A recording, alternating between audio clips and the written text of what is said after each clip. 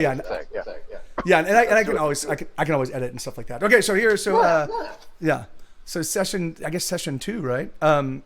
Two, but I guess in reality, 5. Yeah, I think it is. I think it is. Yeah. And okay, so recapping. So last issue. Yes. Yeah. Last issue. Spidey and the gang. Peter and the gang. They. That sounds worse somehow. Yeah. Good. Peter and his lost boys and girls. They went to. It was the Peter part that sounded worse. Peter and the gang sounded like a euphemism for junk. And I Yeah, was like, oh. But then again, my mind is a gutter. So that's... Yeah.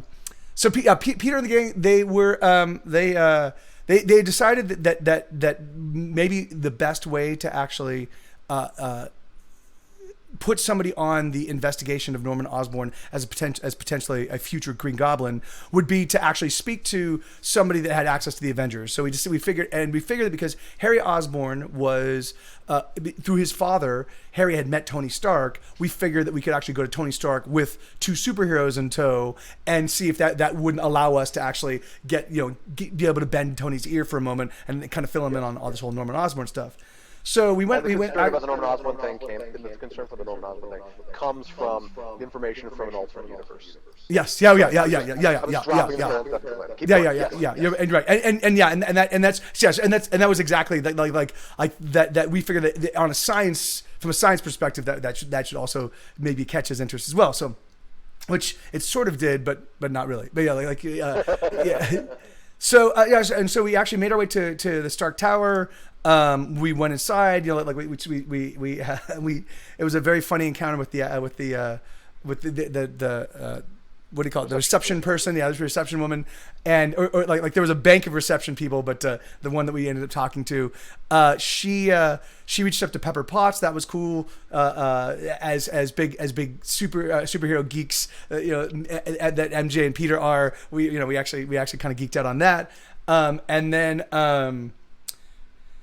And then we were admitted and we were asked to wait in this like sort of opulent waiting room, and while we were waiting, we heard an argument happening in Tony's office, and the argument was with what it sounded to be somebody that was trying to compel Tony to do something that he didn't want to do, and the exchange got more and more heated, and we eventually overheard this argument, and then out walks this woman wearing a lab coat, as exactly how you denote scientists in every comic ever, so she walked.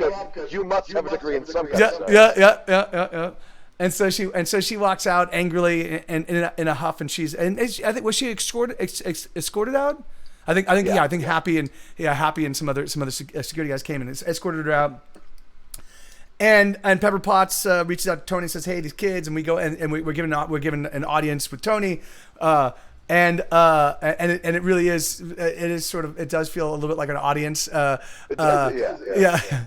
And so Pete is the one that does most of the explaining in terms of kind of what went down and what our summation of kind of like our surmises predicated on all the things that we learned from Bobby and Angelica from the other dimension, and Tony seemed intrigued, but he also seemed a little dismissive, like a little flippant, and I'm like, dude, you do know that this is this is the potential. Dare we say that Tony Stark seemed like just a little douchey?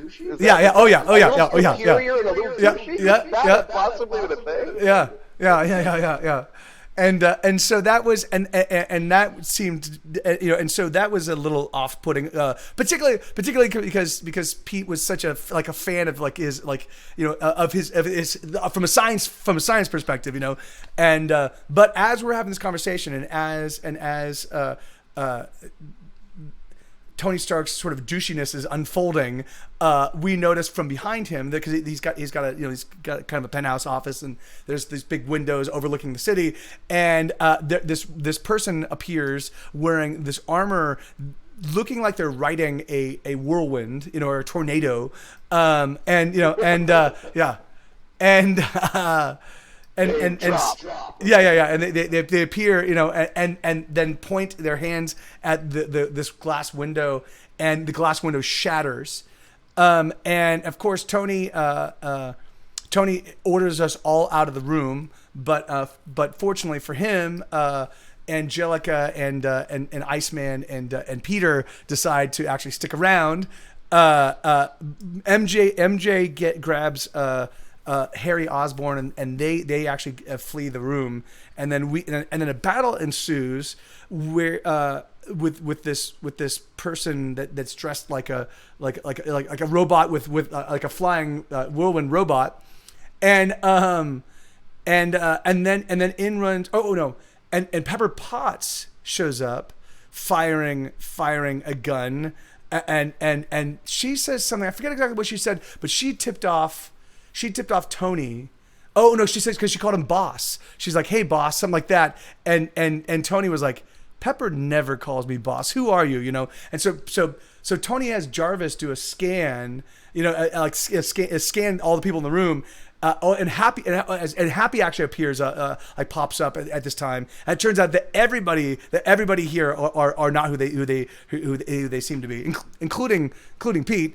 And a battle royale ensues with and the person playing Happy ends up being exceptionally agile, like kind of like comparable to Spider-Man with level of agility. And that was a real pain in the ass, but we did eventually get them all down, you know, and then Tony Stark promised us that he would look into the Norman Osborn thing, and then we decided that we were all going to join, because we knew that it might be a sort of scary circumstance for Harry. You know, we were like, why don't we all just crash at your place tonight, you know, and kind of like, you know, and let's get a lay of the land. So that's what we decided to do, you know. So that was kind of where we left off, as we were going to be heading over to Harry's, you know. So yeah, no, exactly. That yes, all of the yes. So, or do we want to cut in at the apartment, or is there any prelude material you want to dig into on the way? Conversation you want to have before you guys get there? Or? I mean, yeah, I think because I think it'd be fun. I think it'd be fun to kind of do a little recap with everybody, just to discuss the fact that we were hanging out with like Tony Stark and like totally the technology. Yeah, and then I think that. I think that we would probably need to like stop at each of our individual houses and pick up stuff, and you know, like for if we are staying like the night, you know, I don't think that needs to be role played though, unless there's some benefit in it. But I like, it's you know. My understanding, and correct me if I'm wrong, is that you guys mean like be poking around at the apartment. Yeah. No, it's a. Yeah. At the pet house. Yeah. At Harry's place, but yeah, I'm saying like we'll need to pick up clothes and toothbrushes and stuff like that. I didn't track. Yes. Yeah, and so I don't think we need to role play that, but I do think that's going to be part of this, like what's happening between the panels on this you know. But you want to have a conversation between the friends about responses to what happened before you're in the environment of the apartment. Yeah, okay. I'm thinking in Harry's limo. I think there's got to be like that moment of like, well, in fact we can role play now, but I think there's I think Pete's gonna be like, okay, I may be a little bit crazy here, but was that not the most awesome thing ever? Was that not like we were literally fighting against supervillains with Tony Stark? Is that not amazing? Is that not amazing? I mean, I of course didn't do. I look at Harry and go, I of course didn't do much. You know, but I was just, it was so cool. You only saved our lives. He looks at MJ, and she's like, I don't know, I kind of saved your life, Harry. He's like, right, sure, yeah, okay. And Bobby is like. He's like, the bigger story is that we are now best friends with Tony Stark.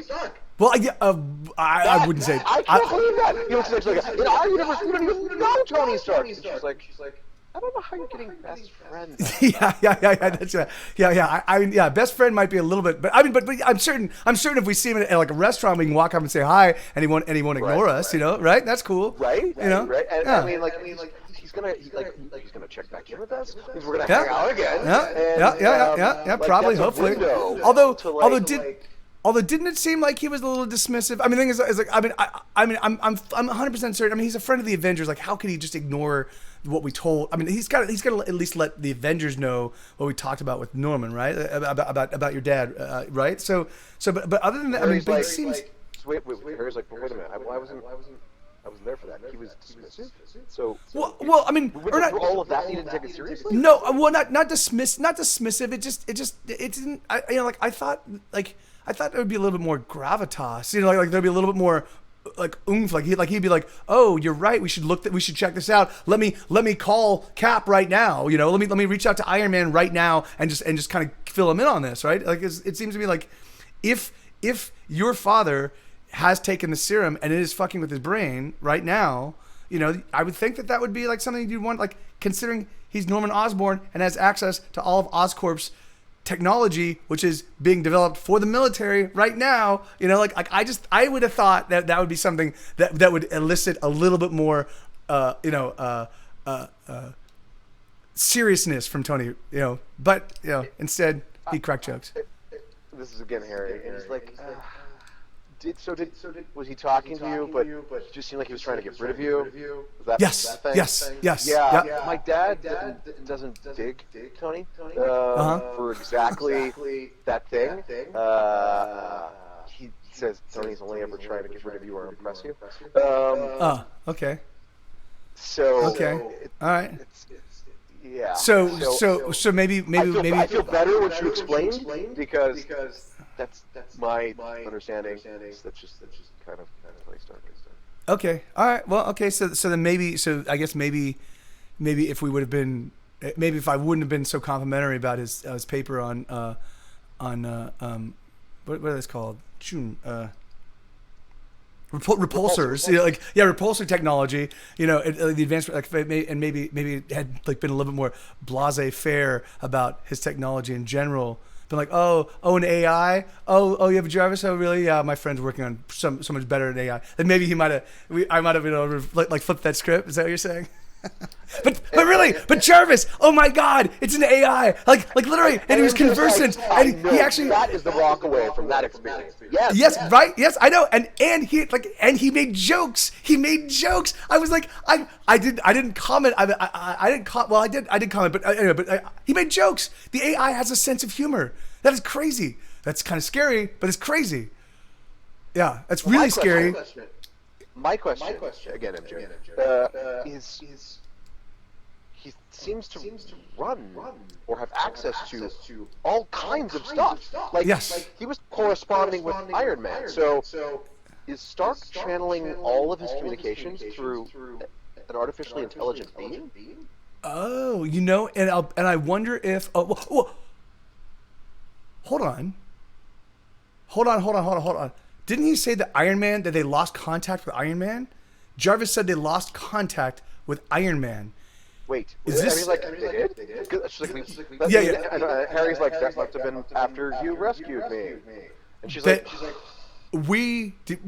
Is this something that we? I mean, is this something that you two? I wanted Angelica and Iceman. Is this something? Is this something? Bobby's getting a Coke out of the fridge. He's like, Is this something that you two, and maybe if you can round up another friend or two, might should look into? You're the only people we know in this universe. Yeah, you're right. Yeah, I give him a very pointed look. I'm like, yes, I know, but I see you hanging out. Weren't you battling that stuff with the spider guy? Weren't you battling with him? Like, couldn't you reach out to him and maybe like go like if Iron Man is in trouble, maybe he might need an assist. You see what I'm saying? Oh, right. And he Bobby very dramatically nudges Angelica. We totally know Spider-Man, and he should. Spider-Man, really? I thought his name was a spider. Doesn't the spider sound so much cooler than Spider-Man? Doesn't Harry? I'm just like, let it die. Yeah, I know. Fuck. I know. It just sucks. It just sucks. Okay, whatever. All right, Spider-Man. Spider-Man, huh? Yeah, we totally know Spider-Man, and we could, right, Angelica? We could just go and see if the person who is Spider-Man in our world, he looks at Harry, is also Spider-Man in this world, and we could, get a third person involved and help us solve this. And Angelica's like,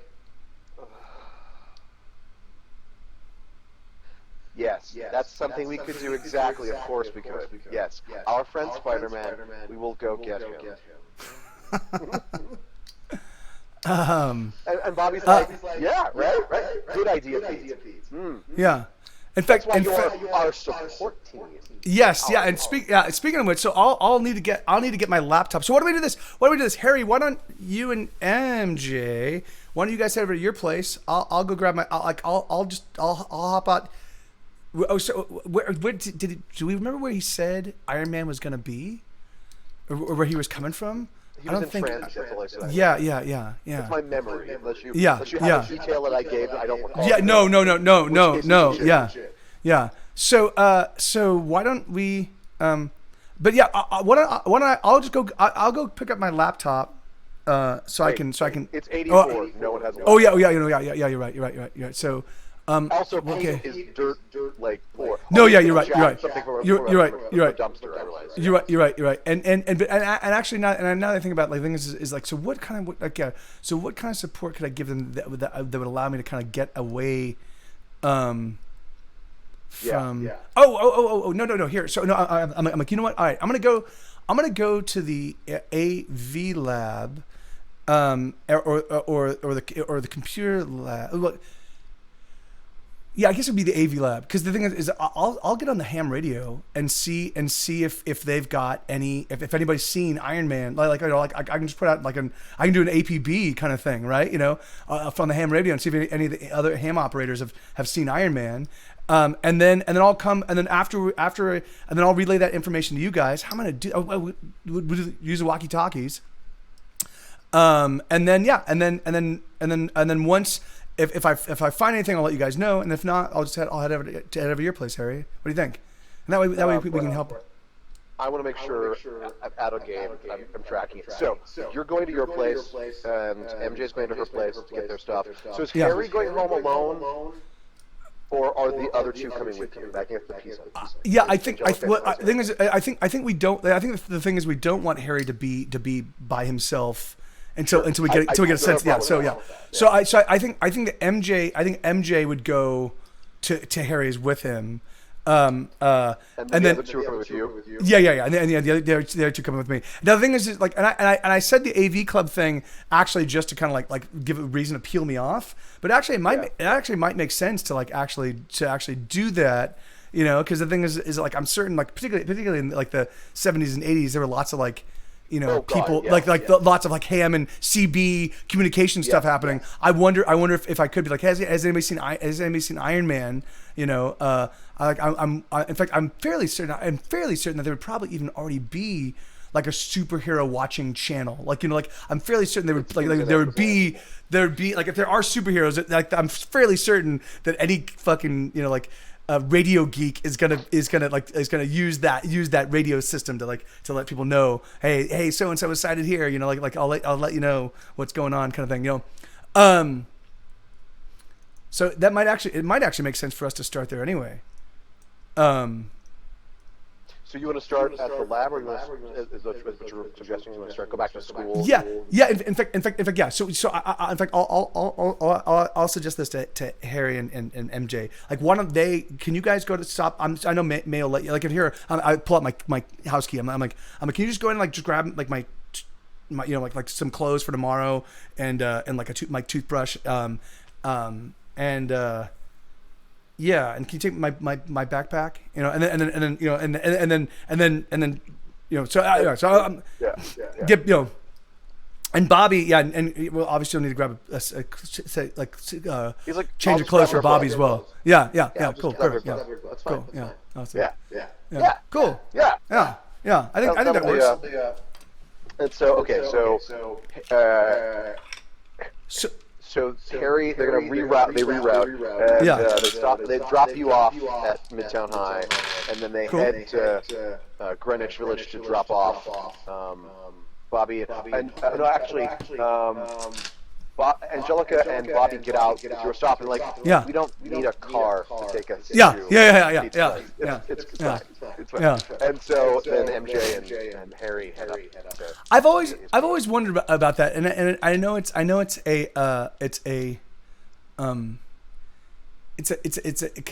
hand wavy comic thing, but like because Bobby is creating these massive slides of ice that are just left there like to melt and fall at say like extreme distance. I think it's like I think, so I've always if I had to come up with a no prize answer, to reference a thing that was a huge thing in the 70s was the no prize.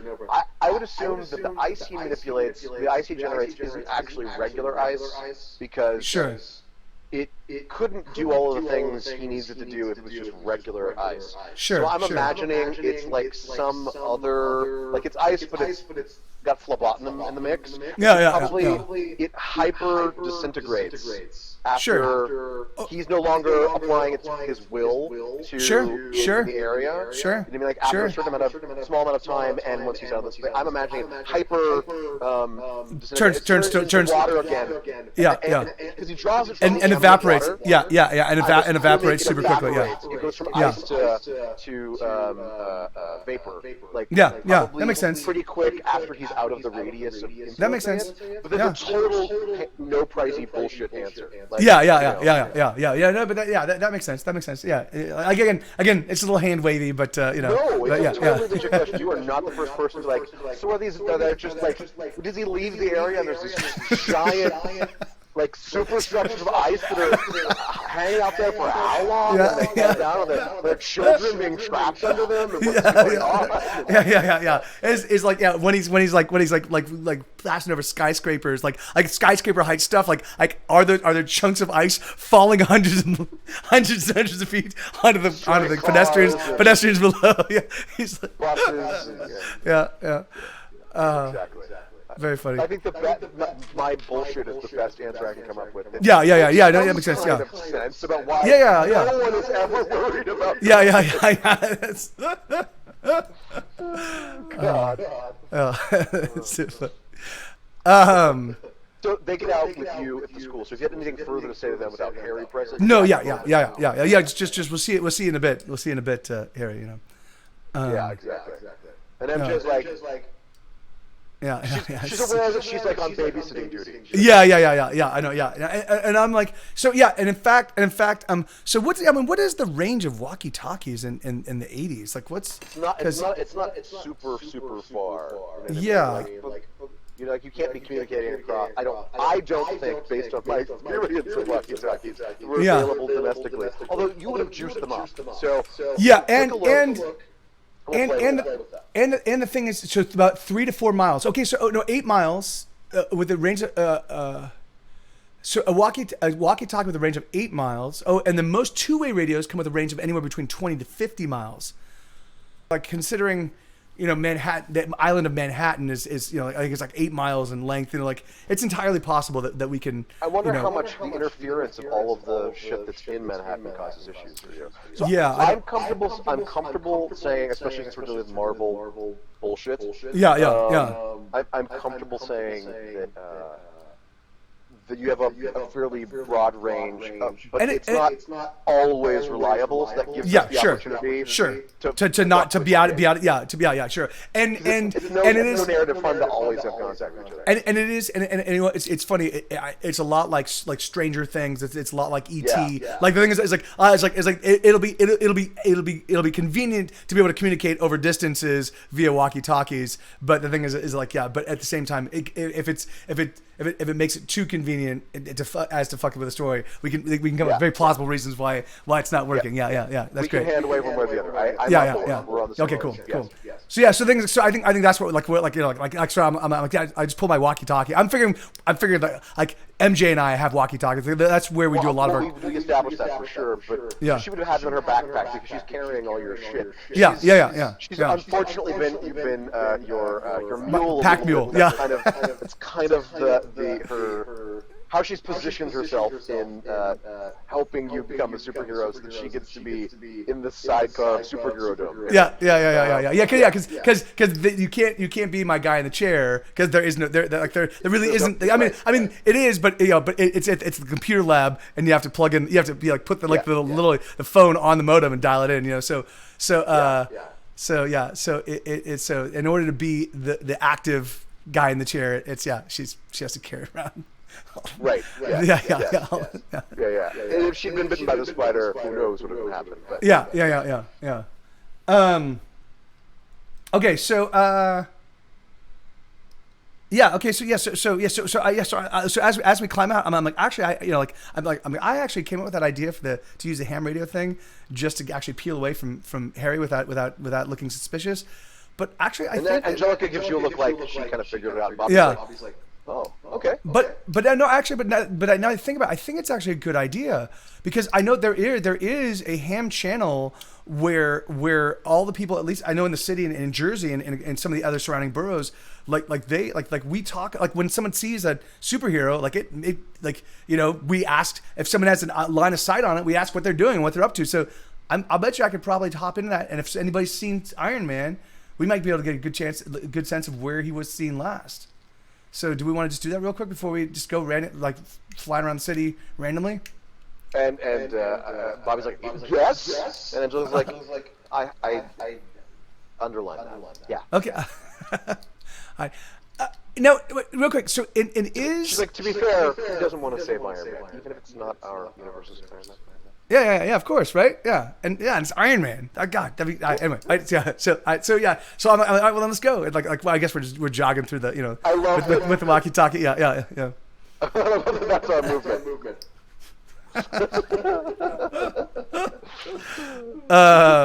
We're all a little bit Thunderbird puppets. Yeah.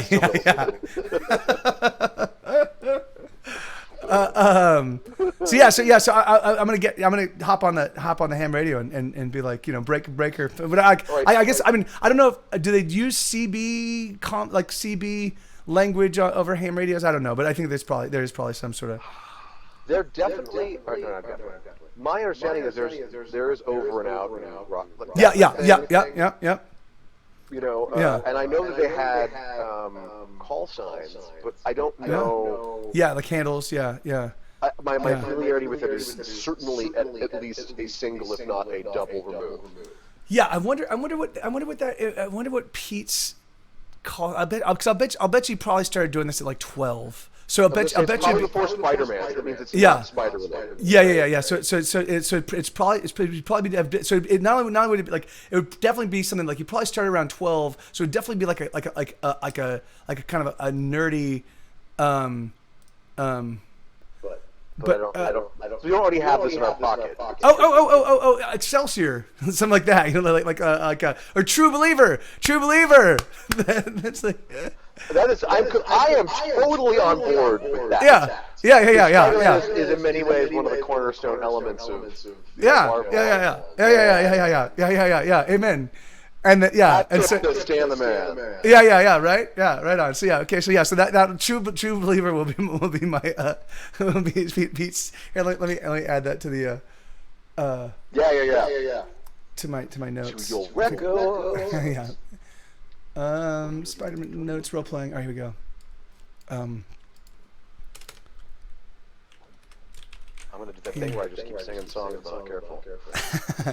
Peter's it's True Believer. All right. So yeah. Yes, all of them. Yeah, that's so good.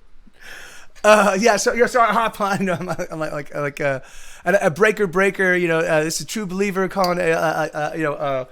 Reaching out to anybody on the superhero channel. Has anybody seen Iron Man at all? Has there been any Iron Man sightings? Out of game for 1 second. Yeah. I will have to think about who I think some of your. Excuse me. Some of your ham buddies should be. Oh yeah, of course, because they should definitely be. Yeah. I wanna pick some of those guys. But for the moment, we'll just say it's people. Yeah. Of course. Yeah. In fact, we'll go places with that. Ham radio lexicon, and what's it called? Protocols. So I'm just checking. I think it is. Oh wow, they do have a whole lexicon. Lingo. Yeah. I don't know how huge part of the game this is going to become. No, yeah. Because we can BS our way through it. Yeah, of course, yeah, and really truthfully, even if it's not a ham radio, maybe it's just a CB. You know, whatever. Yeah. So that's yeah. The voice comes across and says, 10-4. Is 10-4 the white way? I haven't watched Smokey and the Bandit in way too long. Yeah. I think 10-4 is affirmative. Like so. Did you get that in the 10-4? Yeah. And the copy. That was a big 10-4. Yeah. There was a battle over the wharf between Iron Man and Iron Man Other. Other Iron Man? Really? And another voice comes and he says, over. Another voice says. The voice says, "Iron Man Other is the best we can come up with." It was like a silver centurion. It was that's the name I'm calling it. Oh, was it like a whirlwind person over? We just witnessed a battle at Stark Tower with somebody that also was in an armored suit, but was floating on a whirlwind. It was pretty awesome, I do have to say. Yeah, floating on a whirlwind. No, that was not. No, that's the Stark Tower stuff. I'm talking about what happened over by the wharf. Over. Right? Yeah, you're talking about the Silver Centurion. Over. You don't get to name all of the people. Like they have relationships. Yeah. Well, thanks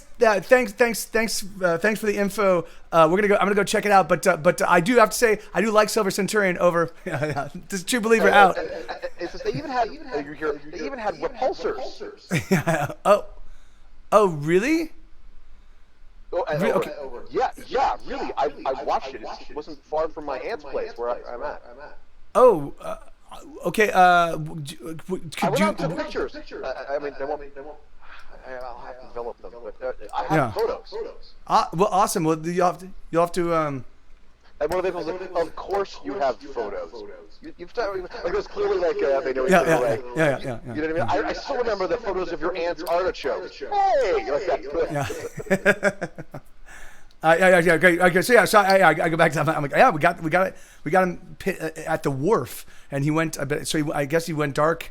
He was fighting somebody that looked like a. They're saying it was a silver centurion. I think Silver Centurion. So that's actually his kind of cool name. Is there a Silver Centurion in your universe? No. I mean, no. Okay. Angelica's like, I have questions. Like, why that name? Like, what made the person choose that? You want me to ask? Yeah. Yeah. It's just like, hello, this is great. This is Firestar. Yeah. And this is, what made you choose the name Silver Centurion? And over, and she like looks, and they come back and they say, well, because it looked like a beefier silver Iron Man.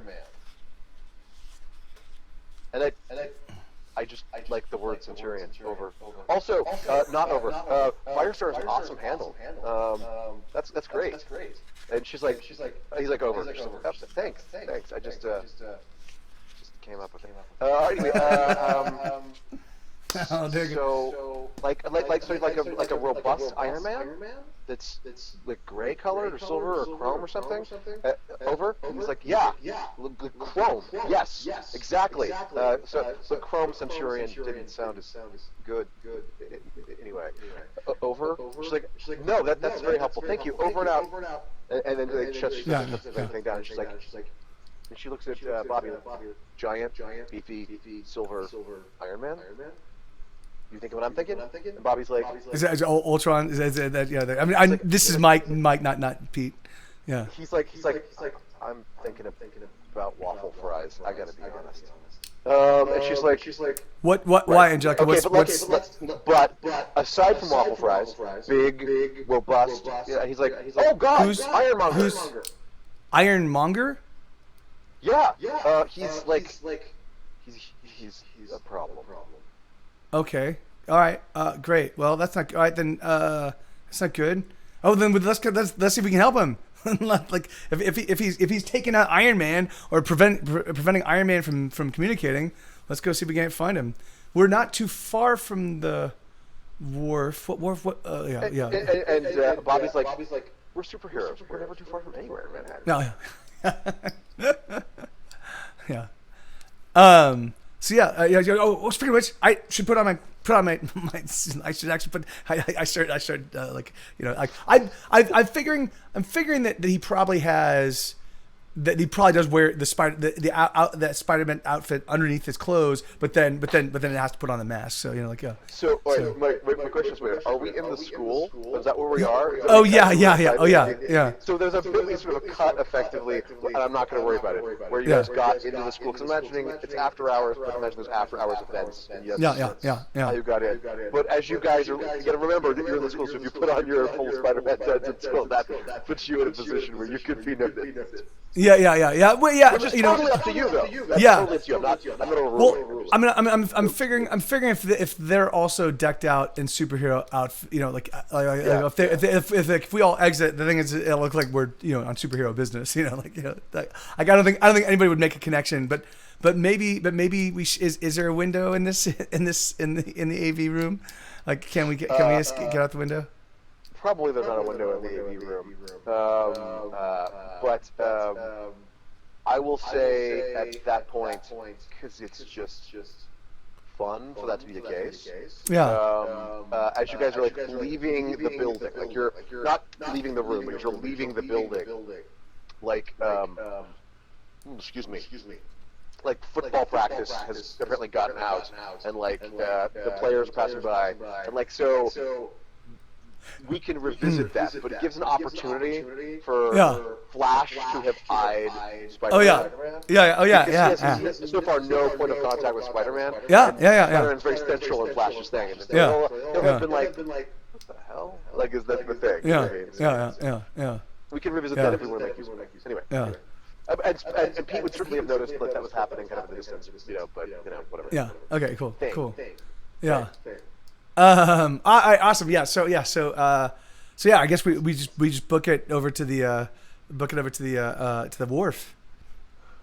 Absolutely. Okay. So you get down there, and there's like a crime scene roped off. There's some part of the streets are blocked off, so it's very clear where in the area the issue is. Yeah. Okay. Sure. And there are eyewitnesses being interviewed by both the media and police officers. Okay, sure. And you guys just like show up as superheroes. That's working. Yeah. But I don't think that we show up and like land right in the thick of things and be like, what's going on? Okay. But my thing is I think that we kind of like land on a rooftop, like kind of overlooking everything and just kind of suss out what's going on, just to kind of get a sense of like I mean, is Iron Man in sight? Is there still an ongoing battle? Does it look like anybody's in custody? That kind of thing. There is not an ongoing battle. There are pieces of like Iron Man's armor. Oh, okay. Not massive, but like a couple, like probably a glove and then a bits of chunk of like the torso. Okay, wow. Housing, whatnot that are like on the beach and they've been like marked off and stuff. And you can see that there's somebody in a suit. What's interesting? No. Okay. Very specifically, Pepper Potts is down there talking to the cops. And she's Oh, okay. just pointing at the pieces of the Iron Man armor, and there's a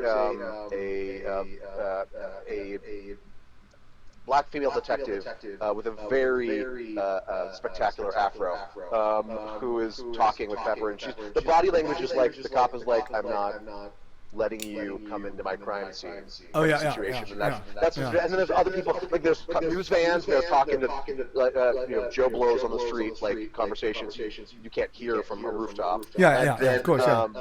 And that's sort of the situation. That's the scenario. Okay.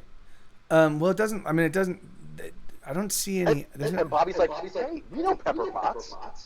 Yeah, I mean, but do we want to go down and like? Well, I guess maybe we could. I mean, yeah. I mean. Well, at least you two. I mean, she knows you two. You know, I'm gonna have to. I'm gonna have to pitch my voice down a bit. You know, and be Spider-Man. Damn it. We can debut you for the the news. We didn't get to talk when there was the whole thing. Oh yeah. After that's actually. Yeah, that's not a bad idea. Well, yeah. Do we want? But let's go talk to Pepper and see if she has any, because she might know. She might have heard. Yeah. If you guys just want to let her know, because you're gonna have to do the most. Well, I mean, whatever. We'll figure it out. Come on. Let's go. Yeah. So we.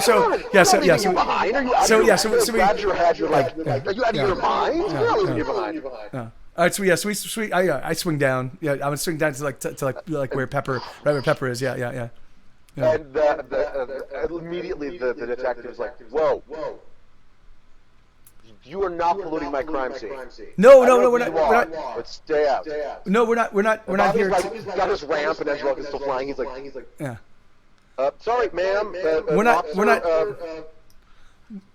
Yeah, sorry, detective. We're not actually looking to do anything. We just want to talk to Miss Potts here, if that's all right. And Pepper squints, and she's like, I'm sorry, do I know you? Well, you met my two companions here earlier, and I've pitched my voice down a little bit lower than like. Well, you met my two companions here a little earlier today when they visited Tony's office with some some other. Excuse me, but I was in the basement earlier today. Oh, you're right. That's right. And the detective is like, how is this pertinent to our Miss Baud, could you take your conversation with your friends and please relocate it just a little bit further back?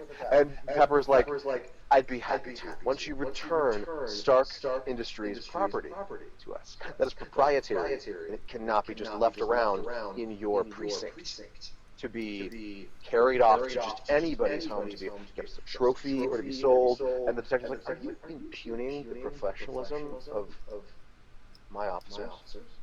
And she's like, Detective Rambo, let's be realistic. I am not impugning anyone's integrity. But that technology is worth more than your entire precinct will make in multiple lifetimes. And the odds that somebody would like to improve their status of living as a result of being able to cash in on that is pretty high, regardless of anybody's character. And detective gets like a. And you're gonna say it. No. I go. Detective Rambo, as in the movie Rambo. Oh, First Blood, as in the movie First Blood. I'm imagining that you're up on above on the ice ramp with Bobby. He's like. Because that is so cool if that's the case. Look pajamas. It's French. Rambeau. Oh, Rambo. Oh. Okay. Yes. Stallone and I have never been friends. We will never be friends because he has messed up my name. I'm so sorry. I appreciate that. Miss Potts, I appreciate your position. I have got to do a thorough investigation of this crime scene. And Pepper's like, and I would be happy to assist you because Iron Man was on site. I have access to all of the audio-visual files recorded by the armor, and I would be perfectly happy to provide you with all of that. All of that that's pertinent to your particular crime scene. If I can just have the fragments back. And the detective was like, let us finish our on-site investigation, and I will see what I can do about transferring the goods to you when they leave the site. Is that acceptable? Then Pepper's like, yes, that. And I appreciate it. I apologize for getting. She's like, please. You're the least problematic part of my day. Just take the, I don't even know what you're calling you, squad away, please. You're going to start dripping on my crime scene. And Bob is like, I do not drip. I am not Drip Man. Iceman. She's like, Iceman. That is a terrible name. Maybe Stallone doesn't need as hard a time for me as he gets. Right, folks. And Pepper looks up and he goes, friends I didn't make. Apparently, if you have questions, we're relocating back to the sidewalk. All right. Yeah. So it's So we relocate. So I guess I'm gonna turn to Pepper and be like, so I'm not certain. She's like, I'm sorry, I didn't. If I understand correctly, you were the people that were in the office with Tony when this all happened. That's correct. Well, these two were. These are my friends. They actually found me. I was patrolling, and they mentioned that Tony had mentioned that Iron Man went out of pocket, and so we were curious as to, we figured he might need an assist, and so we decided to show up to see if we could track him down. She shifts out of like serious face to like a slightly softer. She's like, that's very thoughtful of you. I apologize. It's Iceman and she's like Firestar. I like that name, by the way. Good name. Your costume is great. I love your boots. They're really good. She's like, oh, thanks. We got them. A friend of ours from our. Doesn't make a difference. You don't need to. We have someone we know is associated with clothing manufacturing, and they did the whole thing for me. She's like, it's always good to know people. And you are. Sorry, I'm sure it's in pajamas. No, it's Spider-Man. I mean, it was the Spider, but it's not. Yeah. From the Daily Bugle fight. And yes. Also from Baxter Building. If Tony's rambling is correct. Yes. That's exactly correct. Yeah, that's exactly right. Well, it's nice to re-meet you all, I guess. Yes, it's a pleasure, and we went. So, are you aware? I mean, does Iron Man is Iron Man okay? Is he safe? Does he need? Are you aware? Her face was serious. She's like, that's what we're trying to figure out. Okay, so it's unknown. Okay, and is there tracking? Is there tracking hardware on the actual device?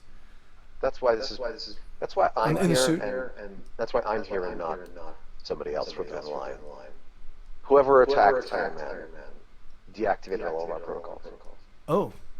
Oh, that requires a significant level of technological know-how, right? Considering, that's is Reed Richards back and evil? And she squints. She's like, I should hope not. Yeah, no, I'm just being silly. I mean, that's like maybe Doc Doom might have had that, but I mean that was again thinking like who. It's mind-boggling to me to think that like Tony's technology is like light years ahead of pretty much anybody's. Well, the thing about being the front-running horse is there's already somebody on your heels. Sure. Somebody who, based on the data we're still getting from the transmission from the suit to Jarvis, I mean, I assume if you were in the office, you met Jarvis. At any rate, he's collating data and we're coming up with things, but the technology that was used to take down Iron Man appears to be, based on all the sensor data, cloned technology that is very similar or identical or don't tell Tony I said this, but improvements on the original. So I turned to Angelica and I turned to Iceman and Firestar, and I'm like, is it possible that maybe you might have some other folks might have come through, with you if you know this Ironmonger fellow? I mean, it seems, yeah. And Bobby shrugs. Angelica's like, I guess anything's possible, but I mean, as far as we know, it was just the one portal. And Pepper's like, portal came through Ironmonger. I'm not to pry, but because we seem to be collaborating at least a little bit here, as much as I can, because let's be honest, I can only collaborate so much. But yes. Do you have insight into who might have been doing this? Well, so again, for me, I mean, I know, and I'm 100% positive there are other people with the same technological genius that Tony does that exist on this earth, of course, but if they do, they haven't, like, they're not publishing papers, they're not actively, like, I'm a science aficionado, and I'm like,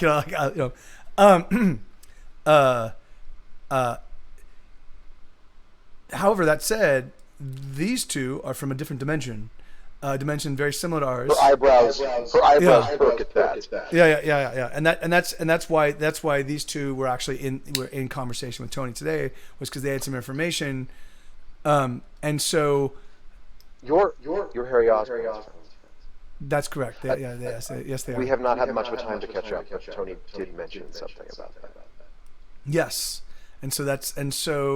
So in fact we were following that thread, and when we discovered that Iron Man had gone missing, and we realized that perhaps we might need to give him an assist, particularly if one of the most technologically advanced suits of armor suddenly went dark, and Iron Man himself is out of pocket. If I'm following, you're trying to utilize information based on the alternate timeline familiarity with somebody. That's exactly right. That's exactly right. And Angelica's like, right. Well, there's a supervillain called the Iron Man in our universe who's fought Iron Man several times, but never been apprehended. So she looks at Bobby like, we don't know who that person might be. They've not been brought to justice, so it could be anybody, I guess. And also, even if it is the Ironmonger, who knows how the pieces of this timeline add up exactly. But I don't really have pieces to assemble, other than the fact that he's fought Iron Man, I don't know, 3 or 4 times? And Bobby's like, pretty sure it's 4. And Angelica's like, how are you keeping track of that? And he's like, oh, well, because it doesn't. Wait, it's a long story, but it's interrupted mealtime every single time. It was twice at breakfast, once at a snack, and once at dessert time. And I remember any time it gets interrupted. She's like, are you saying that you have like snack food sense? He's like, sure, let's say that.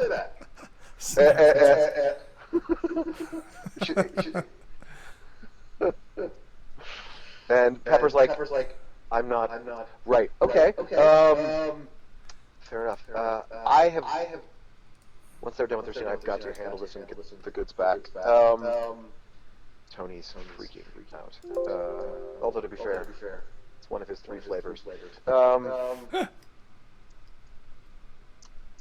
I appreciate you looking into this for us, and I am certainly in no position to wag a finger at superheroes. But I would suggest that maybe you not invest too much energy, because this is kind of the central preoccupation of Tony Stark right now. Yes, and okay, that, great. in my experience, is quite a maelstrom of intensity. Yeah, okay, yes, all right, great. Well, that's we'll just let him know. I mean, yeah, let him know that if he needs allies, he's got them, and yeah. And she's like, and she says, and we appreciate that. Sure, and in fact, yeah, he can always. I don't know if there's a ham channel that's dedicated to superheroes. If he wants to reach out, he can find us through that. We've got a support team that monitor that channel. So she gets a smile on her face that's like a very knowing smile, and she's like, I'm sure if Tony wants to find you, he'll have a problem. Okay, great. She's like, it's eerie. Oh yeah. Okay. Yeah, I bet. Yeah. Fuck, that's right. He scanned. Yeah. As we're leaving, I'm like that's right. He totally scanned us. He scanned me. Oh my God, he knows I'm Spider-Man. Jeez. Oh jeez. Oh, that's not good. And so I'm sending you guys disengaged, and Pepper's gone back to. She pulls out some giant brick like cell phone. Yeah, And is talking to somebody and walks away. Meanwhile, there's a news van and there's the two folks you recognize from the news van outside the curio shop. Hey, it's the Webster and Fire Lady and Popsicle Man. And Ice was like, why is it always finding what popsicle are you eating that is this color? What flavor is it? Coconut, maybe? Coconut. She's like, and she puts her hand on your shoulder. She's like, yeah, coconut. You are coconut popsicle man. It's like and then two new people are like, okay, so do you have any? Were you here for this? Is that why you're like? Because no, we paying attention to you. You've got an inside scoop. We would like it. Yeah, no, we actually arrived after the fact. Just we had heard that Iron Man had gone missing, so we were. The news anchor person walks up. You were talking about pods. Are you collaborating with Iron Man on this? Well, no, we just heard that. We knew. Bobby pushes you back. He's like, yes, we are. Yes, indeed, we are. No, we're not, and no, I have to live in this universe. You do not. No, we're not collaborating with him. We heard that he had gone dark, and so out of and we know he's done a lot for the city. We know he's part of the Avengers. And we figured, we were in the neighborhood. We might as well just check in and see if we could help with the investigation. Turns out that we can't. The news broadcaster turns to their cameras. They don't know anything. Never mind. Thanks. And they turn away. Oh, cool. and Angelica's like, yeah, you're welcome. Could have put us on TV. No, we don't want to be on TV. Yeah, we don't. I mean, he's like, are you kidding me? We want to be on TV. We want to be on TV saving a bus full of screaming children. The thing is, we don't want to be on TV. We don't want to be on TV. Angelica's face goes. She's like, I don't think we want to save the screen. I want to want children to scream. Okay. I mean, yes, but I mean, we want to be caught on. We want to be on TV doing something very heroic and pro human life. We don't want to be adjuncts to a story that Iron Man can't be found, and we also can't find him. Whoops, that's not gonna do much for my PR. Right, fair enough. Already, I have one significant media detractor. I don't want to give him any ammunition. Bobby's like, oh, Jonah. Yes. So Angelica's like, so are we just heading back to Harry's? I think so. I guess unless something hits us on the way. I think we should make our way over to Harry's. Let me let MJ know. So we're gonna have to go back to where I stashed my bag. I was probably like swinging with the backpack on, and then as we got here, I probably webbed it up in some corner. Yeah. So you guys fetch it and go to the. Oh, wait a minute. So you're gonna yeah. So you're gonna go to the penthouse and then find a place on a rooftop to change back out. Yeah. And then they'll change their clothes because they can't. They're not gonna go into his parents' place. Yeah. Exactly. They change. All right, fair enough. They change out. So you guys, you've been to his apartment before, so the doorman, recognizes you and waves you in, and you can take the elevator up to the penthouse. Yeah. When you ring, their housekeeper. You know, is a woman named Belinda, and she opens the door. And she's like, Mr. Peter, you're here, and you're friends. Yes. Hi. How are you, Belinda? She's like, I already have chocolate chip cookies. Oh, hey, awesome. That's great. Belinda's chocolate chip cookies are the absolute best cookies ever made, ever, hands down, full stop, period. Well, one of these game nights, you're going to have to let me play. Because I want to teach my grandkids.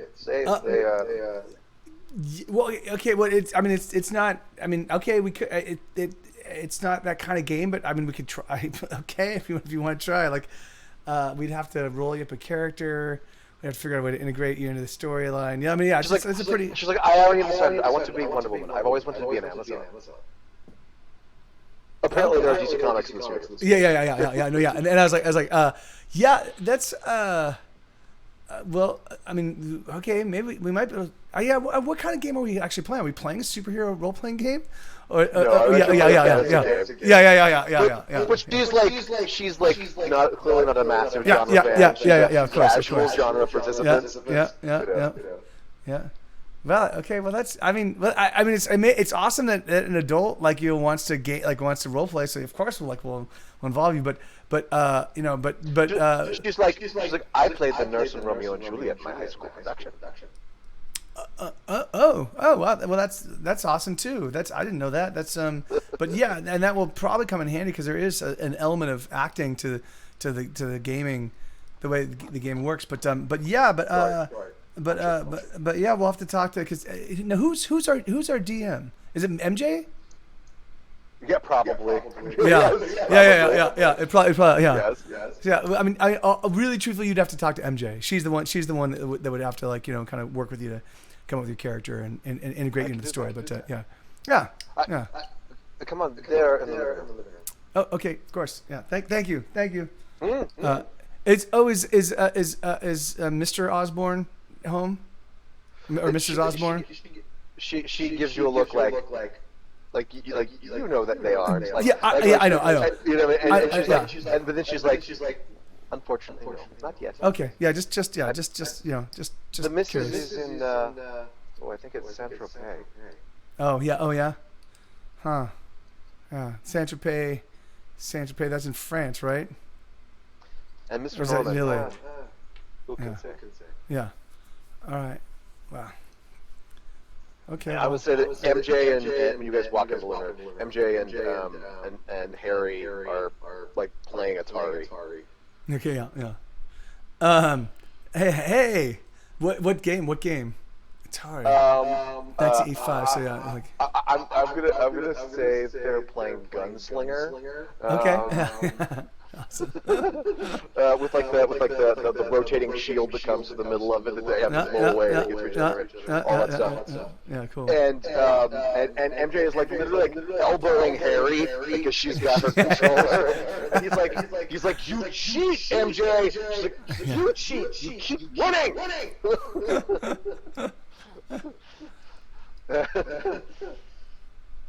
And she's like, awesome. And Harry looks back and he's like, hey. He's like, no! And like as he looks back at you, she gets her, like that.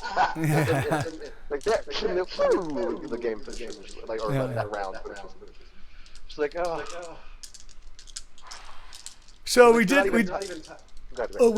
find out where Iron Man's fight happened, but by the time we got there was no sign of him. So that's something distressing. But apparently Tony Stark is all over it. So.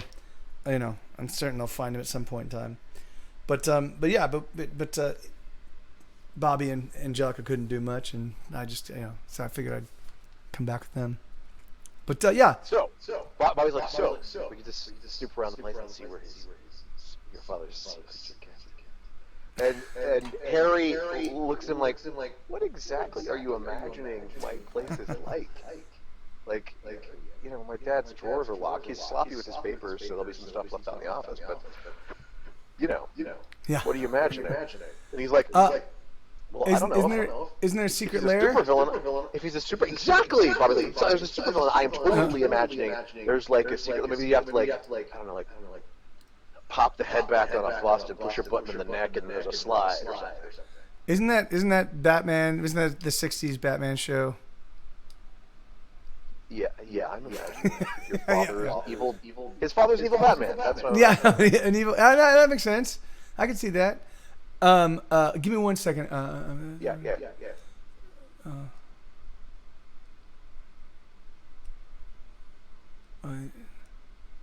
Okay. All right. No, okay. Nothing. Okay. So all right.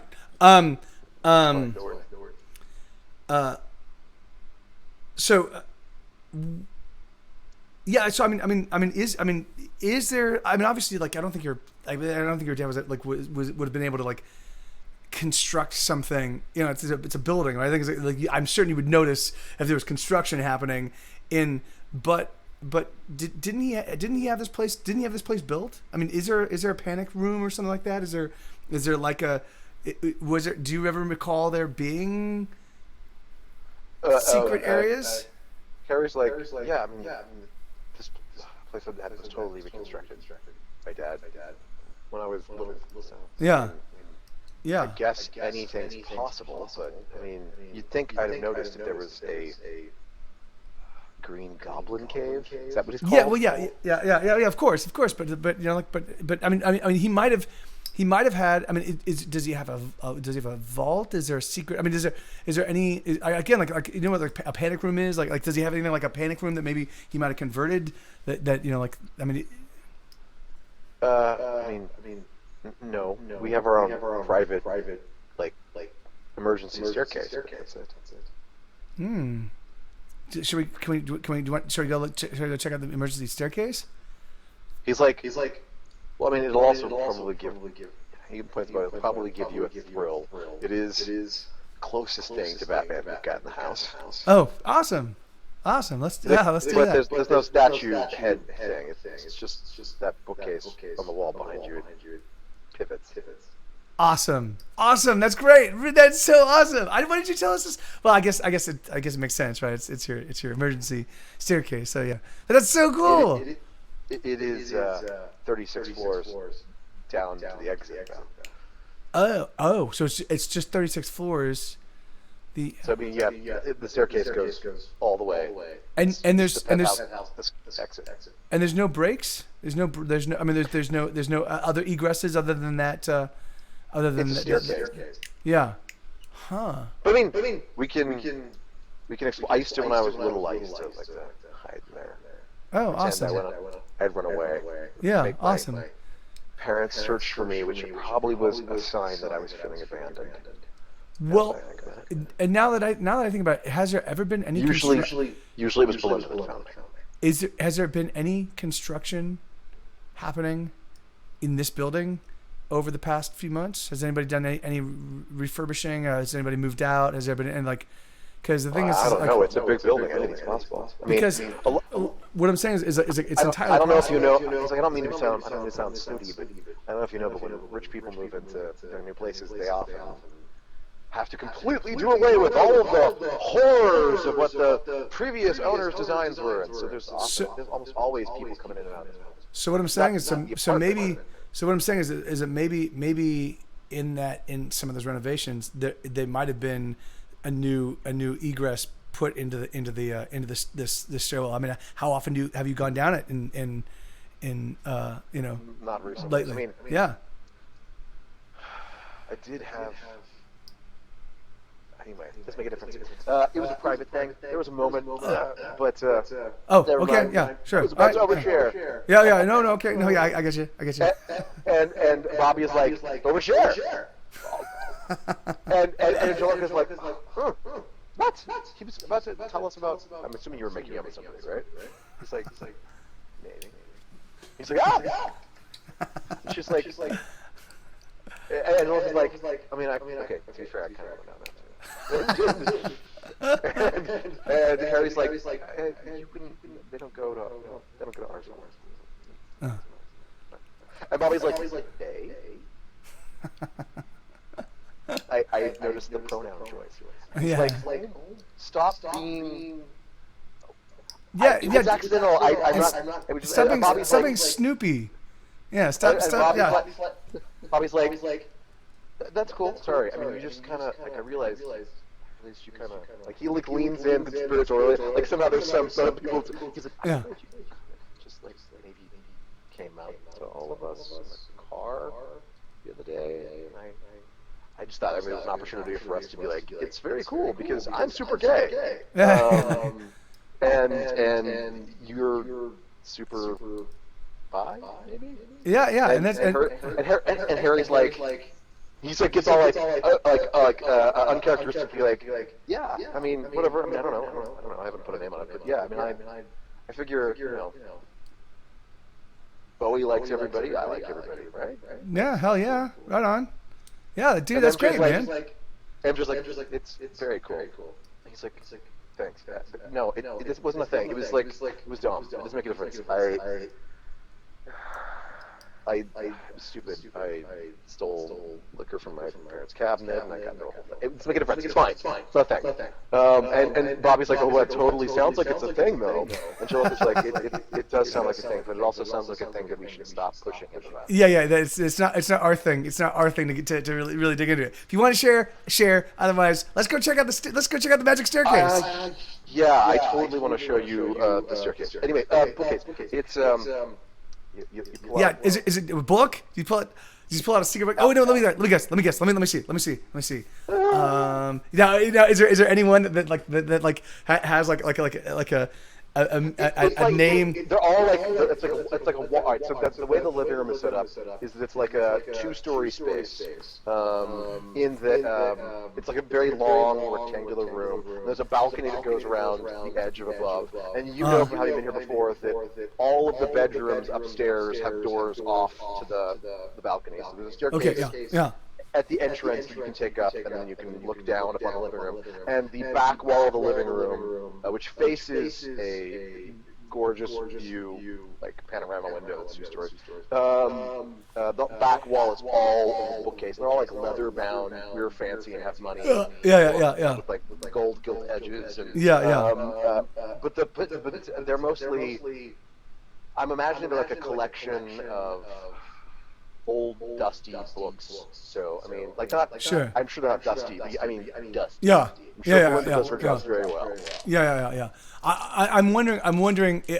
So I'm looking to see if is there anything is it called the egress or the way out, like the way out, or I'm looking for anything that where it might be like a little like tip of the hat to like the actual what it actually does. I think we need to roll. Okay, sure. Okay, sure. Because if you do really well, I can yank your spider senses. Yeah. Okay. Yeah. All right. So let me see. So I'm gonna do friendly neighborhood, of course, and then I guess can I use spider sense? Yeah, of course you can. Okay. All right. So.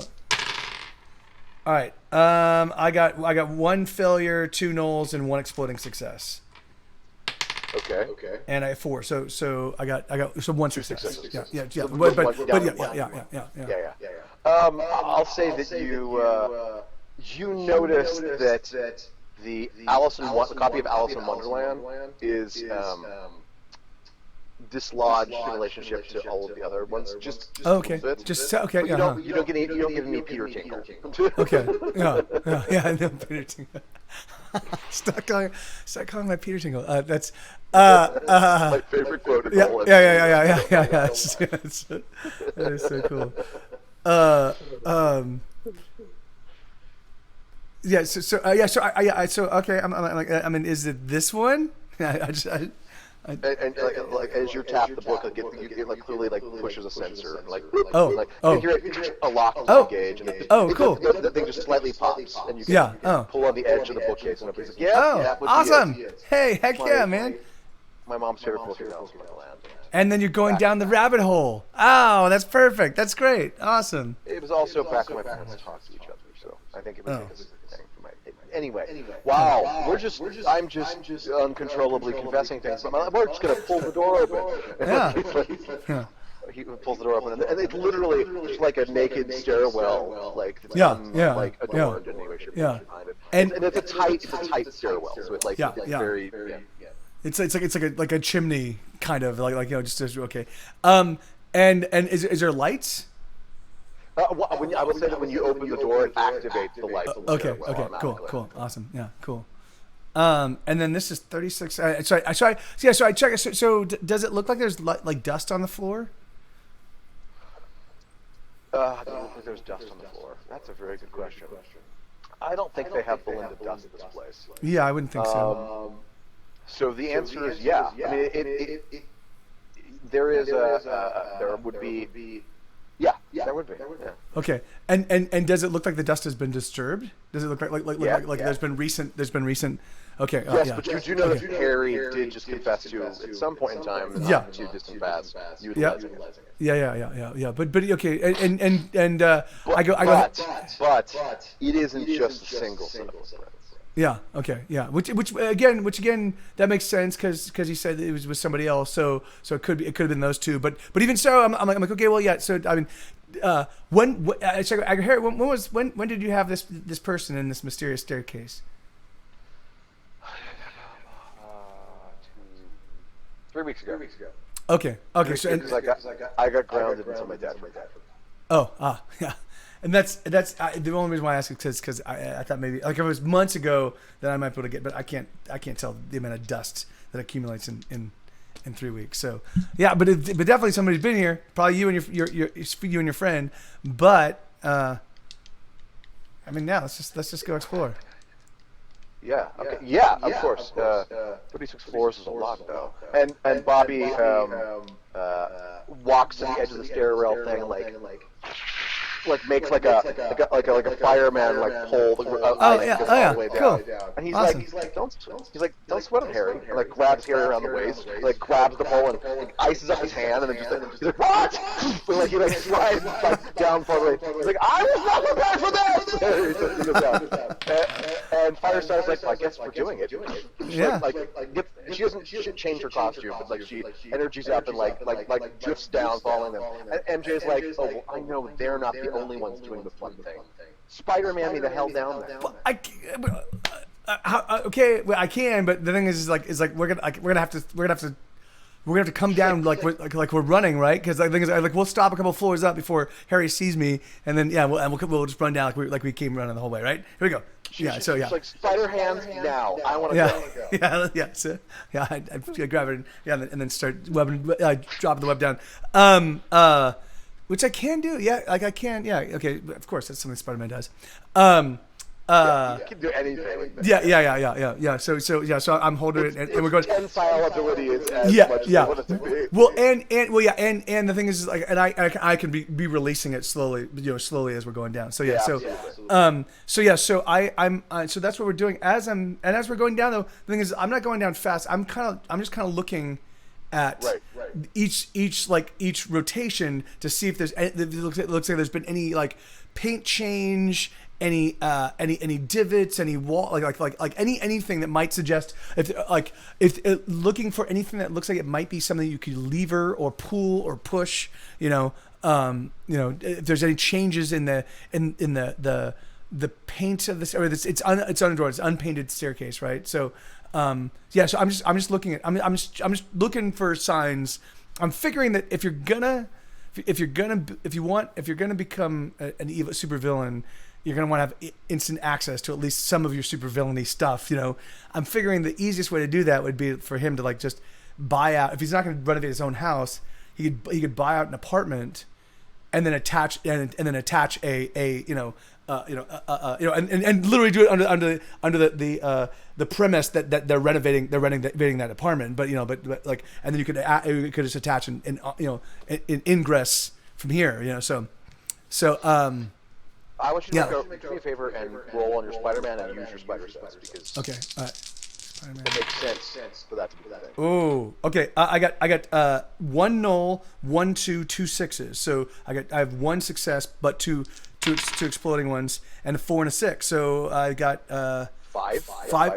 Yeah. Well, no, but 4 because one of them was canceled by the failure. I understand. Yeah. So absolutely. So you got MJ like in one arm, and you're dropping down, and you get about halfway. No. Let's be realistic. You get about 5 floors down. Okay. And the rest of the gang is like they're all the way. Yeah. And Firestar's slower descended than the other two guys because like at a certain point in time you just get Harry like going from hey like, woo this is awesome and so Bobby increases the speed as they drop a little cool. And Angelica's slower descending, but you get about 5 floors down and you notice that there is like misalignment in the way one of the walls fits in with the painting and the grout of everything else in that particular wall. And you and your spider sense is not just that's interesting, but alarming. News, Okay. danger, trouble, whatever. The distinct spider senses. Okay, so I go MJ, we may be in danger. You may be in danger, and we need to get. Fuck, how are we gonna get this guy? I'm gonna get this guys up there. We're gonna have to. Here, I just kind of kick my feet to swing over, to swing back onto the staircase, and I'm like, okay, and I just do this. Did we tell the crew? They went too. I lean in. I'm like, they went too fast. The thing is, it's like, I'm getting serious danger readings right now. This whole spider sense thing is so that means to me it could be an imminent threat. It could be that there's something really dangerous in there. It could be that there's an imminent threat. So I don't, unfortunately it doesn't tell me. So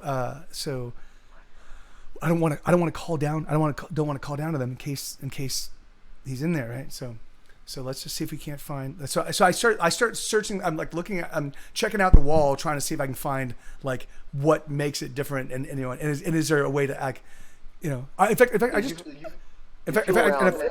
MJ's feeling with you if you don't intercede. If you do intercede, she's going to be like, I'm doing this. You know what I mean? Yeah. Which I probably figured as much. It's a door. You know what I mean?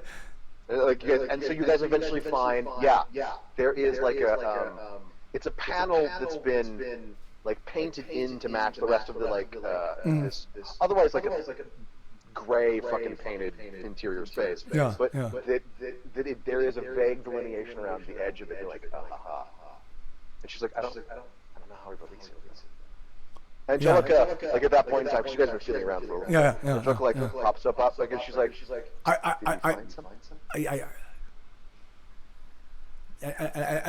point, and I'm like, spider sense is tingling.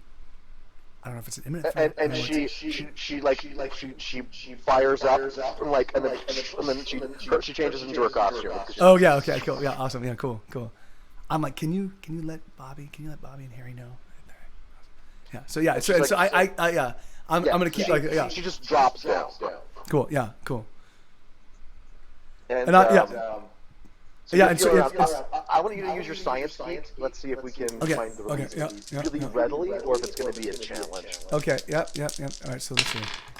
And looks like it's gonna be a challenge. Oh no. Okay. So I got 2 failures, but I got a 6. So, and then I got a 2. So it's null. Exactly. So, well, you've got MJ handling. So I'll say I didn't fail. It took long enough for the crew to get themselves back up. Okay, yeah. All right. So Angelica brings Harry up because Bobby's up is harder in a narrow confined space. So Angelica brings Harry up, and she's like, and so, because it's a very tight space, he can't ramp his ass up easily. And it's so funny. He's like, and when she brings the record, he's like, and Harry's like, and Harry's like, yeah, well, now you know how it feels for everybody else. I was like, you loved it. He's like, okay, yeah, I loved it. Yeah. And MJ's like, let's be honest. And, you know what I mean? And he's like, okay. You know what I mean? And at that point in time, you find you push on the panel on its way. It gets a pop out release again, so that so you can get a lip of the edge of the door, and you can there's that place where finger holds to reach in. Once it pops out and releases enough, there's a slot where you can get finger holds in and pull it over. Okay, cool. Yeah. All right. So I'm like, so I turn and I'm like. I lean in. I'm like, wait. I go to explain it, and I look at over Harry, and I'm like, just be very quiet. And Bobby goes, he needs to be quiet. Yeah. And they're all looking at him like, yeah. He's like, so yeah. And he goes, right. He ices up. You pull it open, and you are looking at the inside, the back wall of a sizable walk-in closet. And it's empty. There's nothing in it. Yeah, you yeah, just tell from the space. Like I'm walked on the back wall of a walk-in closet. Yeah. And there's a door for the walk-in closet. Okay. Yeah. And my spider sense is still tingling. It's still danger. It's like, yep. This is where the shit is. Okay. So danger. Okay. So I'm like, yeah. Fuck yeah. It's okay. Yeah. So like I'm just gonna lead. I'm just gonna tiptoe in. You know, like being as quiet as possible to the. No. Hold on. That's not so. I'm gonna look at the floor. Is it carpeted? Does it look like it's a house? It's not carpeted. Okay. It's not carpeted, so it's just the it's like the bare cement. The concrete, the bulkhead. Yeah. Okay. Yeah. Exactly. Right. Yes. Now, okay. And does it look like? Okay, so because I'm looking for traps. I'm looking for pressure plates. Like so does it look like the wall? Does it look like it's drywall? Like the wall, the interior of the closet. So first off, is the interior of the closet looks like it's drywall. It's unpainted drywall. So it doesn't look like a bare white wall. It looks like it's all been ripped down. Yeah. So it looks like maybe it's been mudded, but it hasn't been painted. Sorry. No worries. Yes. So it looks like it's been mudded but not painted. So it's got okay, perfect. So bingo. Yeah. So I actually go down and I just push on the concrete. I just make like does it feel like it's has it been booby trapped, you know? It feels like concrete. Yeah. Okay, cool. All right. So I'm gonna I'm gonna tiptoe up to the front door to the the door of the closet. Yeah, to the door of the closet. Yeah. Are you gonna open it? Yeah. Well, no. Well, yeah. So I'm just gonna put my hand near it. Like, does my spider sense like this? Like, is it okay? There's no change, right? So It's telling you as you move further forward that there is increased danger. Yeah. Okay. Yeah. Okay. Yeah. So I'm like. I know this is probably stupid. I've got MJ and Harry with me, but fuck, that's what we're doing, right? So I'm just gonna slowly but surely open. Try to be as quiet as possible to open it to kind of hopefully push it open without calling attention. You push open, it doesn't squeak. It's a new install door, so it's not gonna have a squeak. And you open it up, and it's got to be the master bedroom. Because you can see there's an ensuite bathroom off the wall facing you, and it's like a labyrinth. You're imagining it's probably the master bedroom. It's a sizable bedroom, and then there's a door to the bedroom going into the rest of the apartment. Everything is just like bare. Like nothing is like there's sheets of visqueen that are hanging over stuff. Okay, yeah. Okay, so there's no furniture. It's just the room itself, and okay, all right. And the door to the bedroom is not fully closed, but like when you fling your door and it just goes most of the way. Yeah. And is there light in here? There would be light coming. Probably we're getting to the point where the sun is beginning to go down, but there's ambient light coming through the windows. Okay, awesome. So I guess now I know that there's danger, but I'm gonna keep tiptoe. I'm gonna keep as silent as possible, but yeah, I'm gonna enter into that bedroom area and I'm gonna look like. Does it look like there's any furniture? There's any or does this? Does it look like there's footprints? Is there dust? Is it like does it look like there's the post construction dust everywhere? So because the place was clearly torn, whatever was here before was clearly pulled out. And then nothing was put back up, so nobody has done the work of cleaning the place and construction messing it. So and does it look like there's no footprint? Are there footprints in this room? Yes, absolutely. Okay. And they go from the closet straight out the bedroom door. Okay, so then I point at the footprints, and I'm like, and the crew is all bunched up. But Yeah, they're yeah, yeah, just wrapped up all head to head. Yeah. So, With and so Angelica and MJ in the front, and both of them kind of shouldering Bobby back slightly. Who's Yeah. slowly What's going on? Because they just know that we gotta keep him from just running ahead. Yeah. And so I point down I'm like I point at my feet and I'm like I'm just trying to indicate their footprints moving. And Harry's inside. He's like, shouldn't the superheroes be going first? What's that? Harry's like, he's whispering. Shouldn't superheroes be going first? And Angelica and Bobby look at each other, and MJ all look at each other like shit, but they don't say shit. Yeah.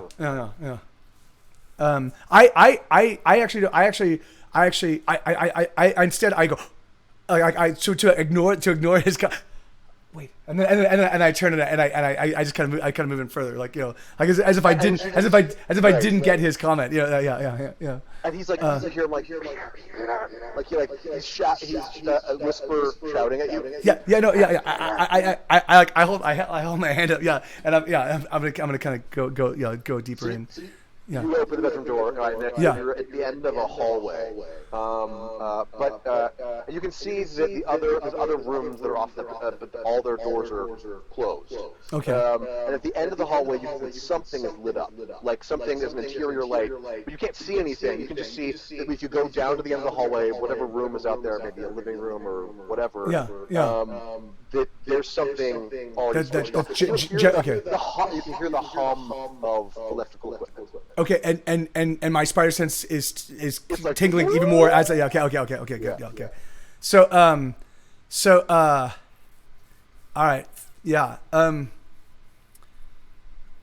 Okay, yeah. So I'm gonna now move quicker. I'm gonna move quietly again, but I'm gonna move quicker to just because I'd like to outpace them in case there is the Green Goblin, in case he does have weapon. Because I want him to attack me before he attacks them. The thing is, maybe I can get his attention in a way that will allow them to blindside him. The thing is, particularly if it's Norman Osborn, he knows Peter. The thing is, he might, right. I might be able to stun him or talk to him for a little bit in a way that that prevents him from we might be able to get a drop on him. So I'm gonna accelerate. The footprints continue just down the hall. Yeah. Okay. Yeah. So you hurry to the end of the hall. Yeah. And so it's so if when you peer on the edge, you can see to the right is because you can just see a peek of it. There's a kitchen and a dining room space, but there's nothing in the dining room. There's a space, and then you can see through another open portal. It's not a door. It doesn't have a sure. You can see that space is for a kitchen. Although there's no kitchen equipment in that, so that's over to the right, and then over to the left is a large space, which is clearly meant to be the living room. But in that large space, that's where all the shit is. And the windows off of that have not only been desqueened, also spray painted. Okay. All right. So there's no ambient light coming through the windows at all. But there's what's in here is there's all kinds of lab equipment and computers, all kinds of. So there's a rack with all kinds of stuff. But the most notable thing in the room is there's a giant cube. It's like a glass or lucite cube in the center of the room. It's like an 8x8 room, and it's got a metal bed, and there is a guy in that. And it's got one of those seal off kind of doors, and there's tubes stuff going into the housing around this lucite glass cube room. And there's a blonde guy with a flat top, and he's got a wife beater tank top and sweatpants, who's lying down on the metal bed. It's like a field bed. It's like a field bed. Who's lying down. He's not noticed you when you peek around. Okay. He's lying down, staring up at the ceiling. And you don't know if he's asleep or whatever, but that's what you see. And he doesn't look like Norman. No, he's this muscular blonde guy with a flat top. Okay. Like a high and tight Marine. Okay. And he's in this. Does it look like a cage? Does it look like he's been caged in it? It looks like he's It looks like he's being kept in there, like, because the door with the like submarine turner, that's on the exterior. Okay. You don't know it's on the interior because you can't see that. And that's like the only non-transparent part of the walls. Otherwise, the walls are all entirely transparent. Yeah. Okay. And it's illuminated, and like the room is like there's like spot lamps in the room that are illuminated. There's no light. There's light in his room, but there's no light source in his room. Sure. All he's got is like and you can see like there's like a tray with like some finished like remains of food like inside on the floor. But otherwise, it's just him and his clothing on a fucking field bed. Huh. And he doesn't look familiar. He's a blonde guy, but there's nothing familiar about his face. Okay. You can't really see his face from where you're at. You can just sort of see like in slight like quarter profile. Yeah. Okay. So then I'm motioning everybody over, but I'm like and so they proceed in, and they're being quiet, but they're also doing that like trying to be quiet. They make their way to the edge of the hall, and like they don't proceed to the point where they can see. I've Harry. I'm like Harry. Do you know this guy? Harry peers over. He's like, what?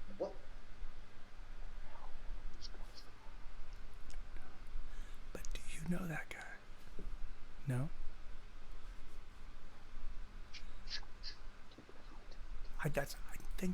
I don't know. So I go. And he puts his hand up. He's like.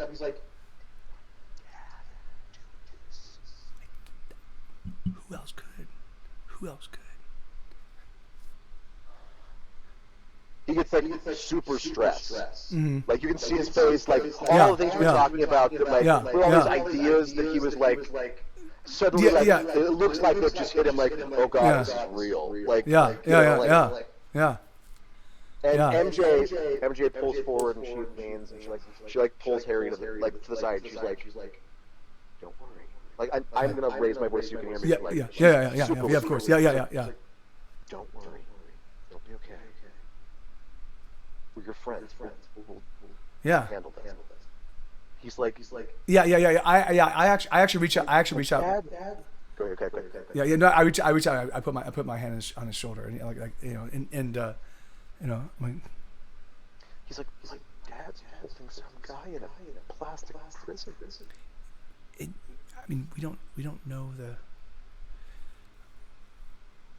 Right. I mean, I'm sure there must be some legitimate reason. My dad has created a secret passage into a totally reconstructed apartment and has computer equipment and a guy locked in a plastic cube.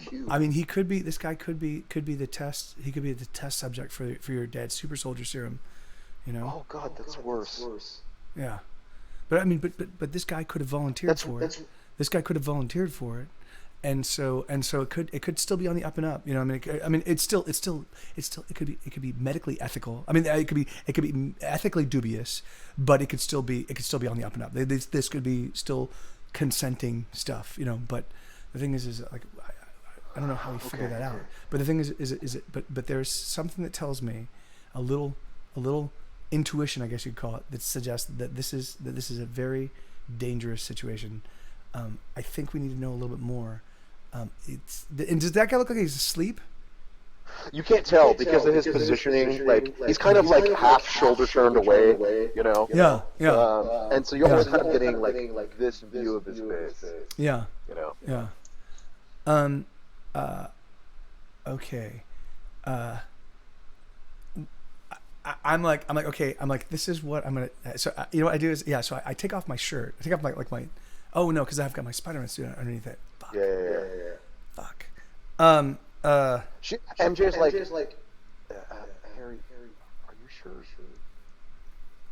Maybe this is a little too emotional for you. She's like, I'm not trying to be, but maybe you and I should go back to your apartment, and I can be with you, and they can handle this, and you don't have to be a part of it. And he's like, no. If my dad did this, I want to be a part of solving it. And she like looks at you and she's like it's a micro facial expression like, well, I tried to get him out there. Yeah. But she's like, okay. No. So what I do is because what I want to do is I want to make some bandanas or some face masks, I'm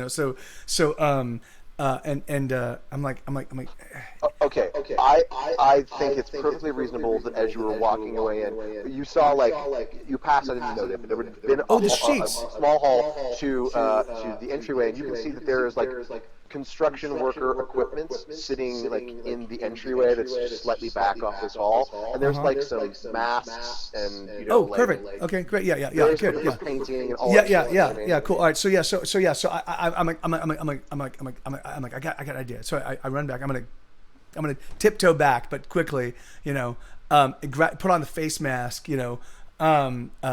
okay. It's like the kind you do when you're doing construction, because you're not breathing. Yeah. But anything. But when you walk back to the entryway, you see that the door to this apartment on this side has got a metal sheet that runs the whole length of the wall, preventing any access to a door to this space. Oh yeah, okay, yeah, perfect. Yeah, that makes sense. Yeah, so the only way in and out is through the staircase. And all right, and so I'm gonna and whatever other kind of construction equipment I can put on to kind of hide the fact that I'm dressed like a high school kid, It's got painters, the painters. The paint overalls. Okay, yeah. So I put those on. So I just changed my appearance a bit, and I'm like hey. And I'm like and Harry's just looking at you like, I don't understand what you're doing. MJ does. She just gives us yeah. And then I'm gonna go. I'm like, oh no, and I go because there's a computer attached to all this, right? Yeah, there's several computers and all kinds of equipment, and there's so I bring metal shelves with all kinds of stuff on it. There's a bunch of stuff in this room. So I put on my whole thing, and I bring MJ, and I'm gonna put these on. You need to look at the computer. I'm gonna go through the files and see what all that paperwork. Let's see if we can figure out exactly what's going on. We have to be really quiet. I don't know if he's sleeping or not. But if he is, we don't want to wake him. If he's not, we don't want to alert him. I'm fairly certain it's pretty boring. Whatever's going on there, it's probably pretty boring. So, as you guys walk into the room, you hear from there's vents that can be there's vents in the top of this cube, but you can see that they can be sealed. They have they're levered, but they're open, and you just hear the guy inside say, "It's a little early, isn't it, Norman?" Oh. As you go walking, just the sound of your feet on the floor, just totally silent because you're yeah. He's just it's a little early, isn't it, Norman? He doesn't turn to face you if he says that. Yeah. MJ's like,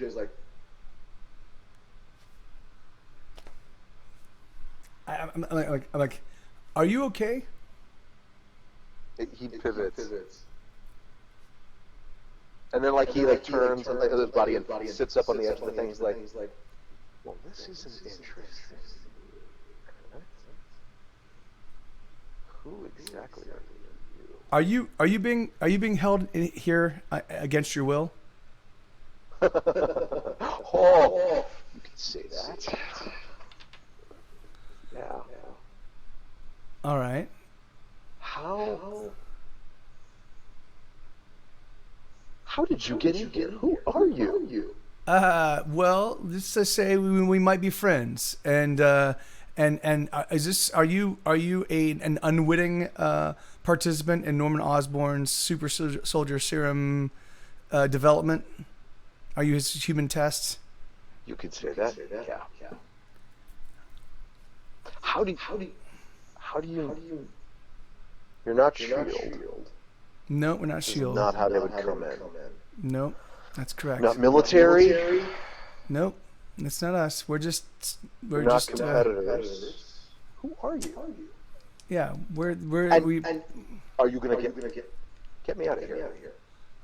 Well, okay, that's the thing. He stands up and taps on the door.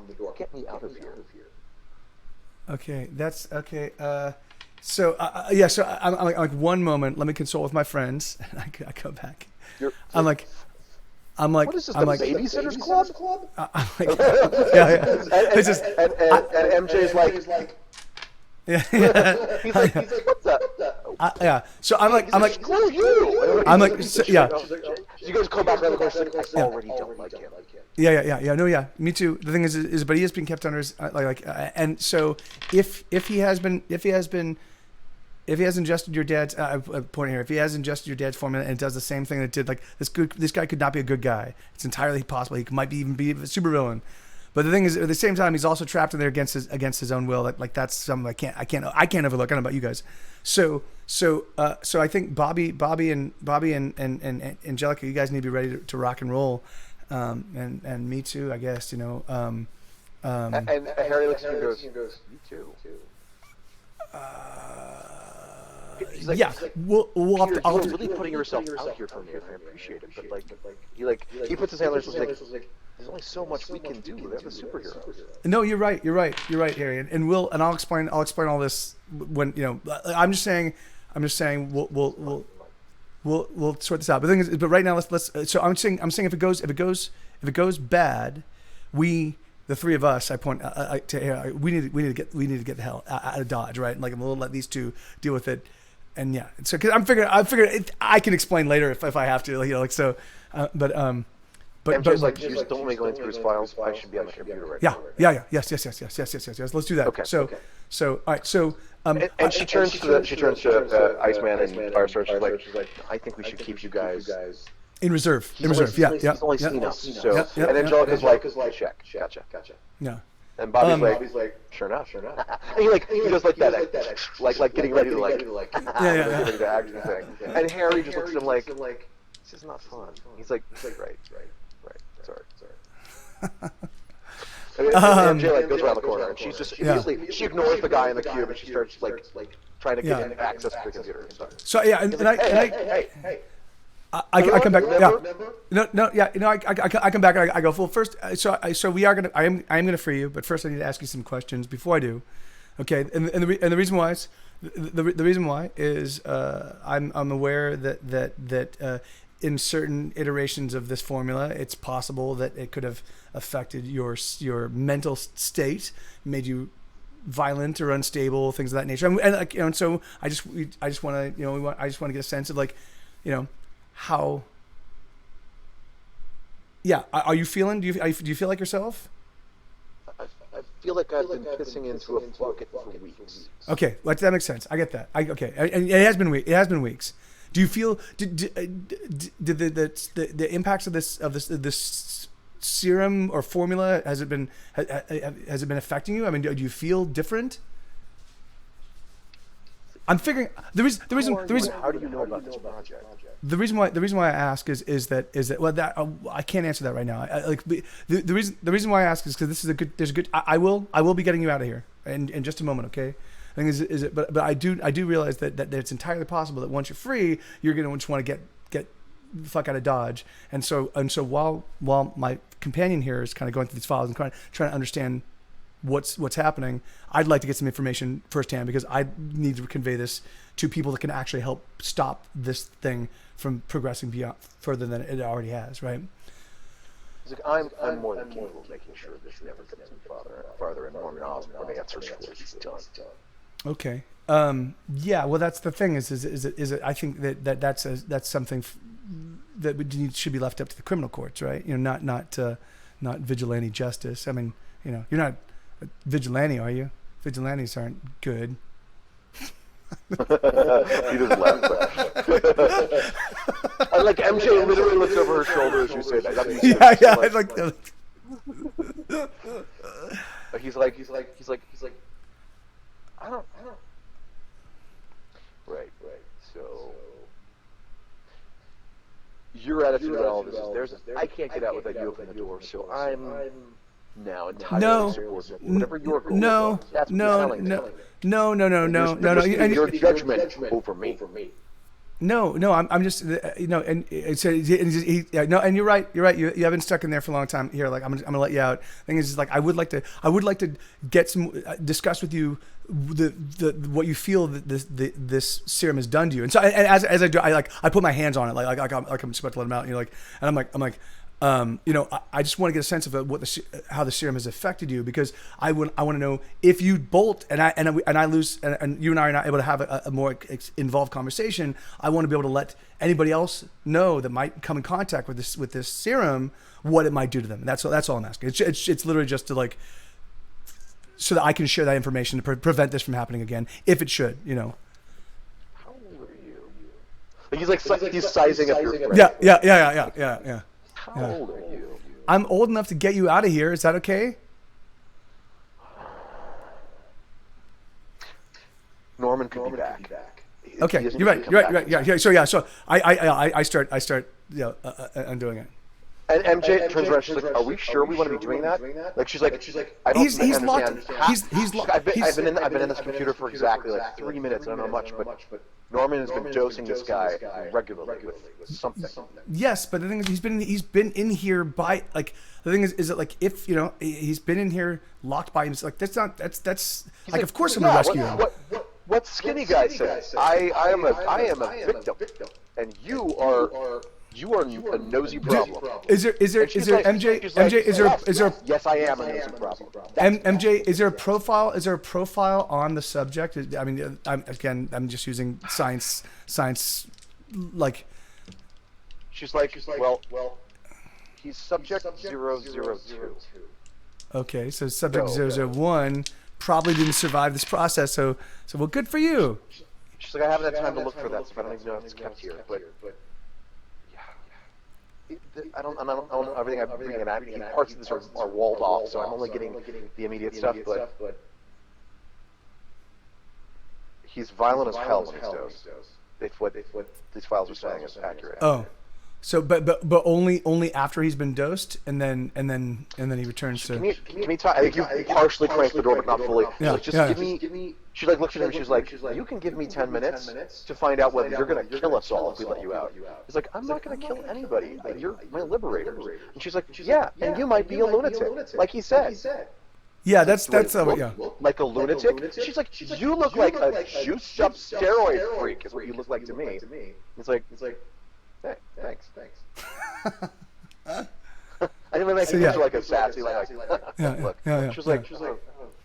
And then she looks. She's like, "Do we really have to let this guy out?" I mean, do we really? Are we really going to leave him to the? I mean, particularly because we know that there was another subject, and that subject is not here, right? Thing is like are we gonna let this? He's Flash Thompson, like with a worse haircut.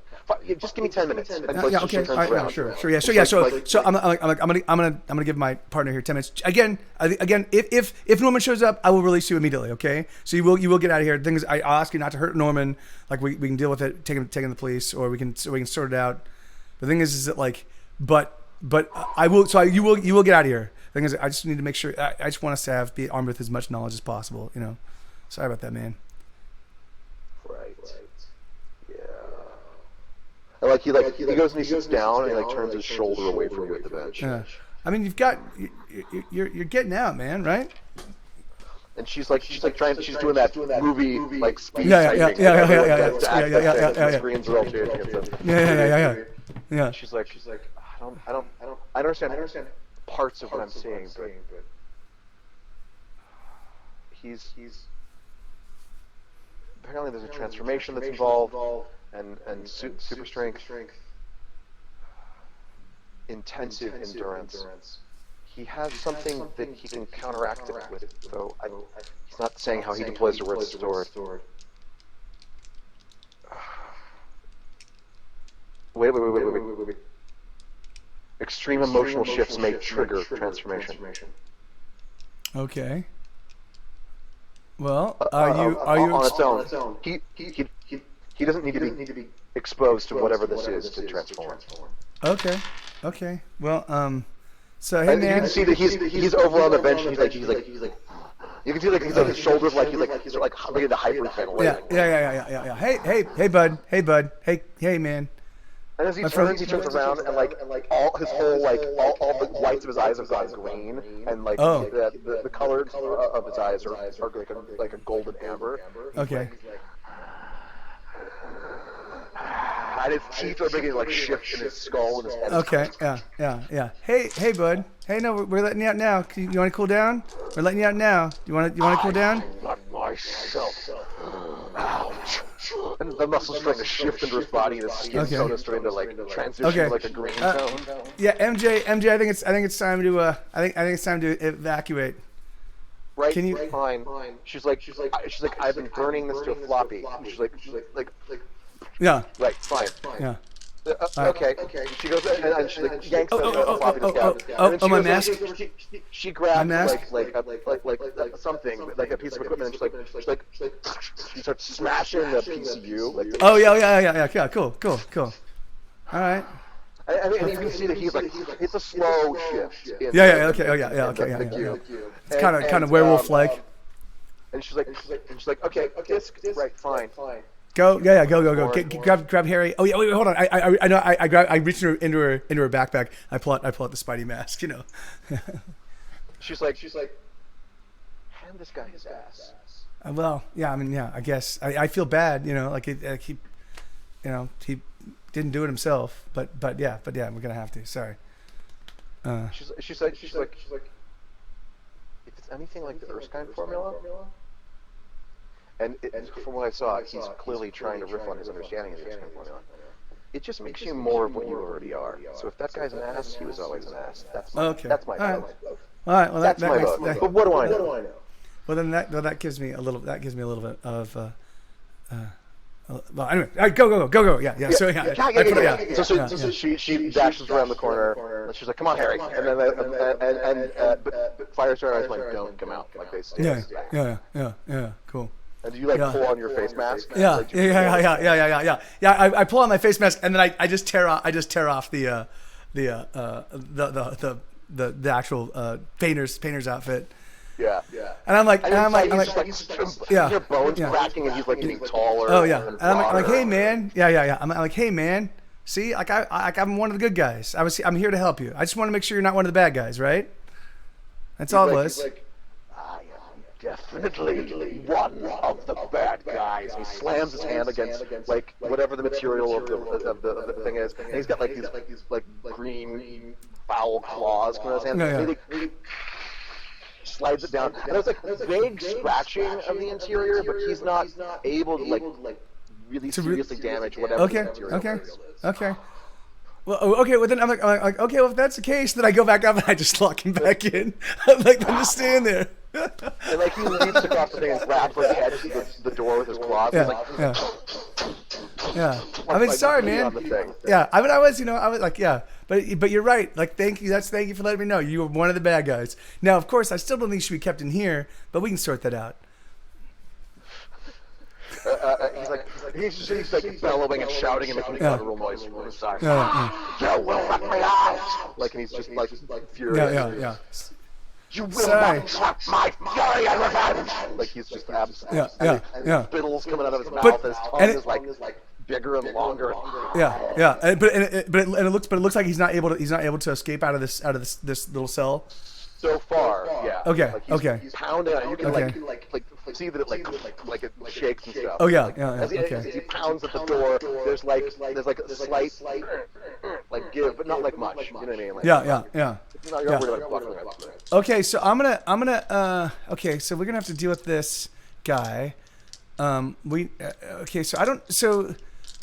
Have I figured out what I do with the superpower? Like, because I didn't beat Electro, did I? I don't think I did. Because the thing is like, because you can't, because you can't like I don't think I yet know how to deal with when a super villain that's been captured that like the Shocker, we just pull off his things and then he goes to jail. He's an old person. So I'm like I go, hey, I go, Iron Man, Firestar. I actually like while he's doing, I like kind of casually walk up while he's like losing his mind. I kind of act back casually. I'm like, what do you do when you've actually? So again, I'm still pretty new. I mean, I've mostly dealt with like non-super bad guys, right? So what happens when you stop a super bad guy? Where do you send him? You're asking. Yeah. I walk back to Iceman and Firestar. As he's losing his mind, like I kind of walk back, So, yeah. And Angelica's like, well, you take them down, and then usually the authorities show up, which often means Shield, and then they cart them off the raft. Oh shit! And that's right. You talked about the raft. Well, there might be a raft. Maybe we just don't know about it. But okay. Shield. How do I find Shield? That's actually good. That's not a bad idea. Okay, so that's good. That's good to know. So all right, so we'll have to find Shield. Okay. All right, let's go. All right, stay here. I'm gonna go back. He's getting real angry. He's starting to bulk up and Hulk out. Oh shit. No, it can't be the Hulk. Okay, well, it can't be like a Hulk-ish thing. It was. I think that was. How did the Hulk become the Hulk? Is that known? And Firestar and Iceman looking and go, what's a Hulk? You don't have a Hulk? Oh my God! Wow! Oh, all right. I have some VHS cassettes that you need to see. Oh my God! Yeah, So I go back. So are we calming down at all? No, he's like a raging gorilla. He's trying to smash the thing up with the bed, which is just fracturing his legs. So what I do is I'm gonna finish what MJ started. I'm just gonna destroy all like as much of the stuff as I possibly can. I do feel bad that you see that on the rack. There's like a series of canisters of some kind of like chemical gas state like components. Oh. There's like racks, like they're slotted into like a holder. Oh, okay. That are on like on the rack. Do they look like they correspond to do they look like they correspond to what the actual system, the actual like the does it look like there's a place where I can use those and inject it into this thing? Because there's a place they can be inserted. Okay. One of the machines, and that machine has like tubes that feed into the cube. I'm gonna can I do a science geek and see if I can't figure out how to activate this? Okay, awesome. All right. Okay, and I don't think banter's gonna work. Just so you know, though, there's like two sets of them. Like so, it's like there's like a base thing, and there's like these glass tubes that have like a housing at the base of them, and there's two sets of them, and there's like they each house like 20, and there's only like 5 left of each. And one has like at the base an orange housing, and at the other one the base has like a yellow housing. So there's a distinction between them, but you don't. And the gas isn't colored. It's like light kind of vaporous stuff. And there's no labels. There's no anything that. Okay. They're labeled, but they're labeled things like XPQ4FY009, whatever. Like that. Yeah. Okay. Like science labels. They're not like. Yeah. Okay, so it's orange. It's orange or yellow, huh? And one of them's gonna make him even worse, and one of them's gonna make it better. And does it? So, and which of these is there one that's closer to the? They're sitting side by side on a shelf. And that's the thing. It's like, so now it comes into like.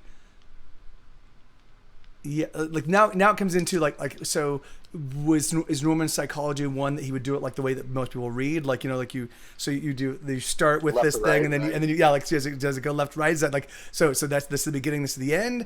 Does it go predicated on his handedness? Like if he's right-handed, if Harry was here, I could ask because that he might want to start with the instead of left to right, he might want to start right to left.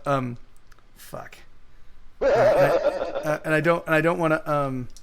I don't. Access the files to see. You don't access the files to see if those numbers correspond to anything. Because MJ was just trying to make sure that this got screwed with, and she was doing her part. Okay, well then I'm gonna go with the orange stuff and just be like, oh, all right, let's hope that the orange.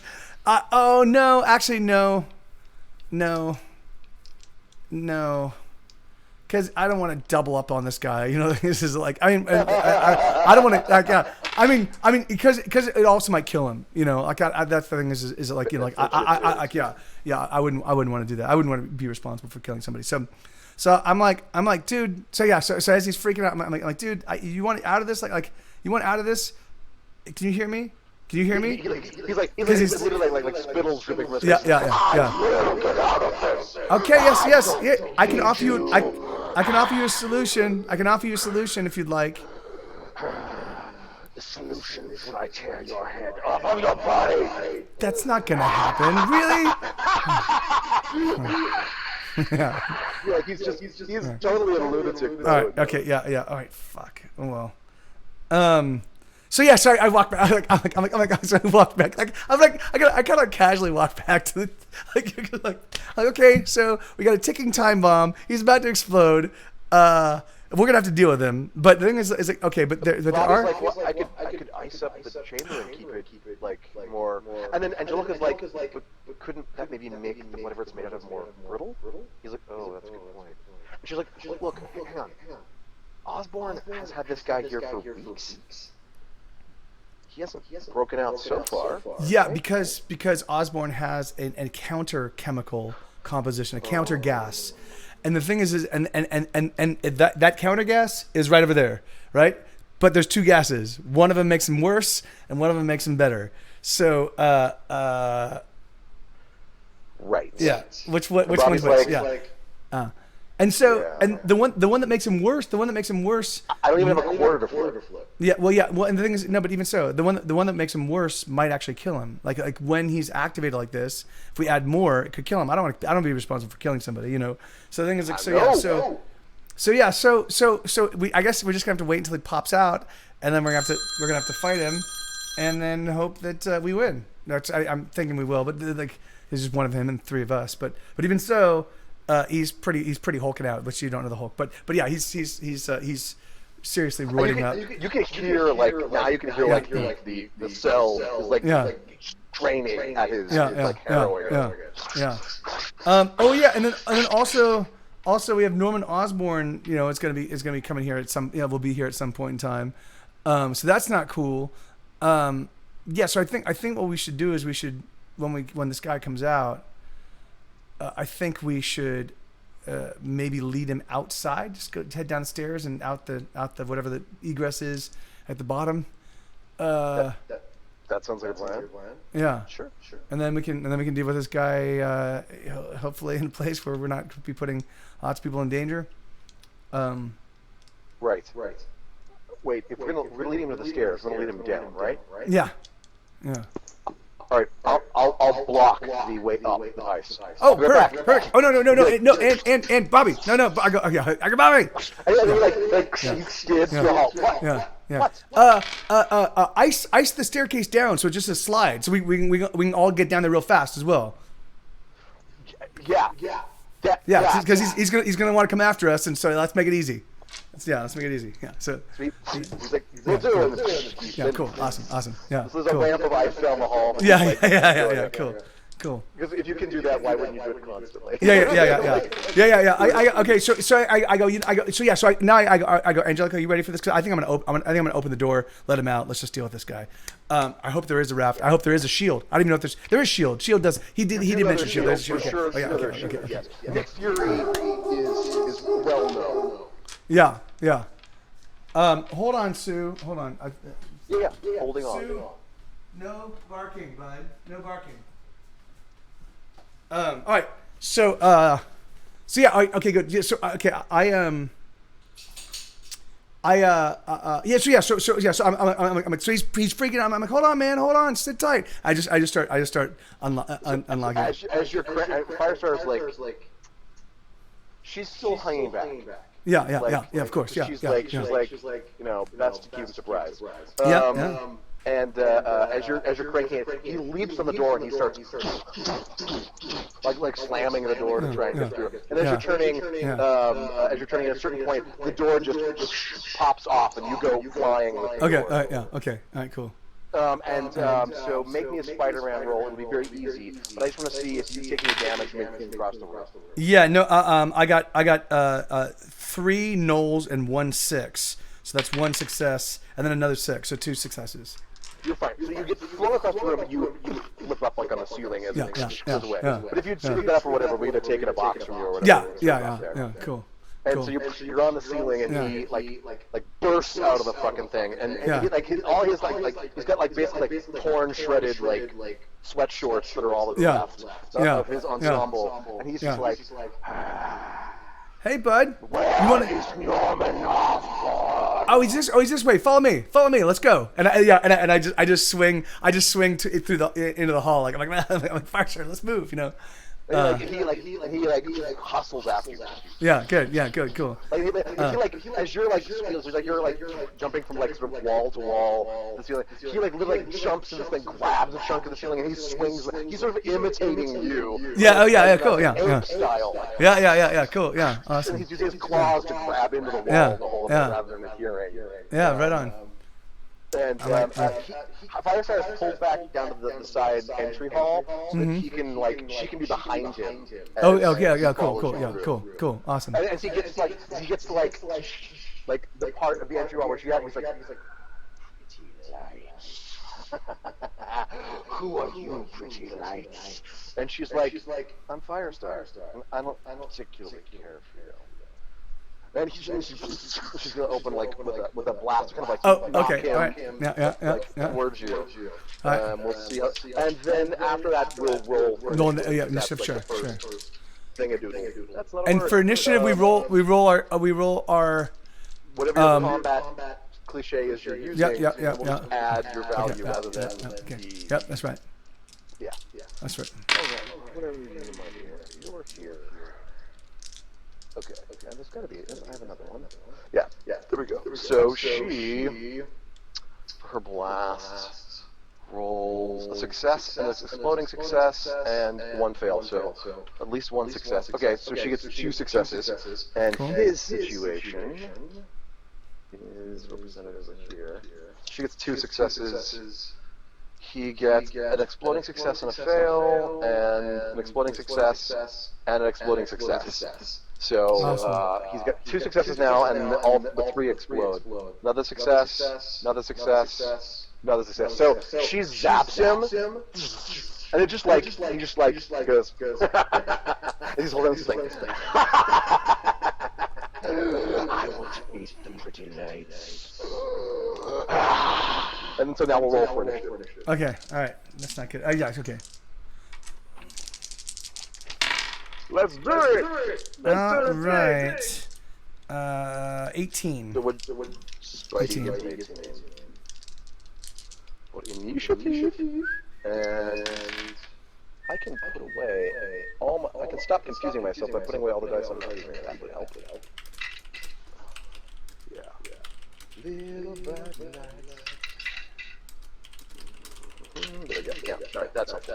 All right. So I'll roll Firestar. She gets 11, 12. She gets 13.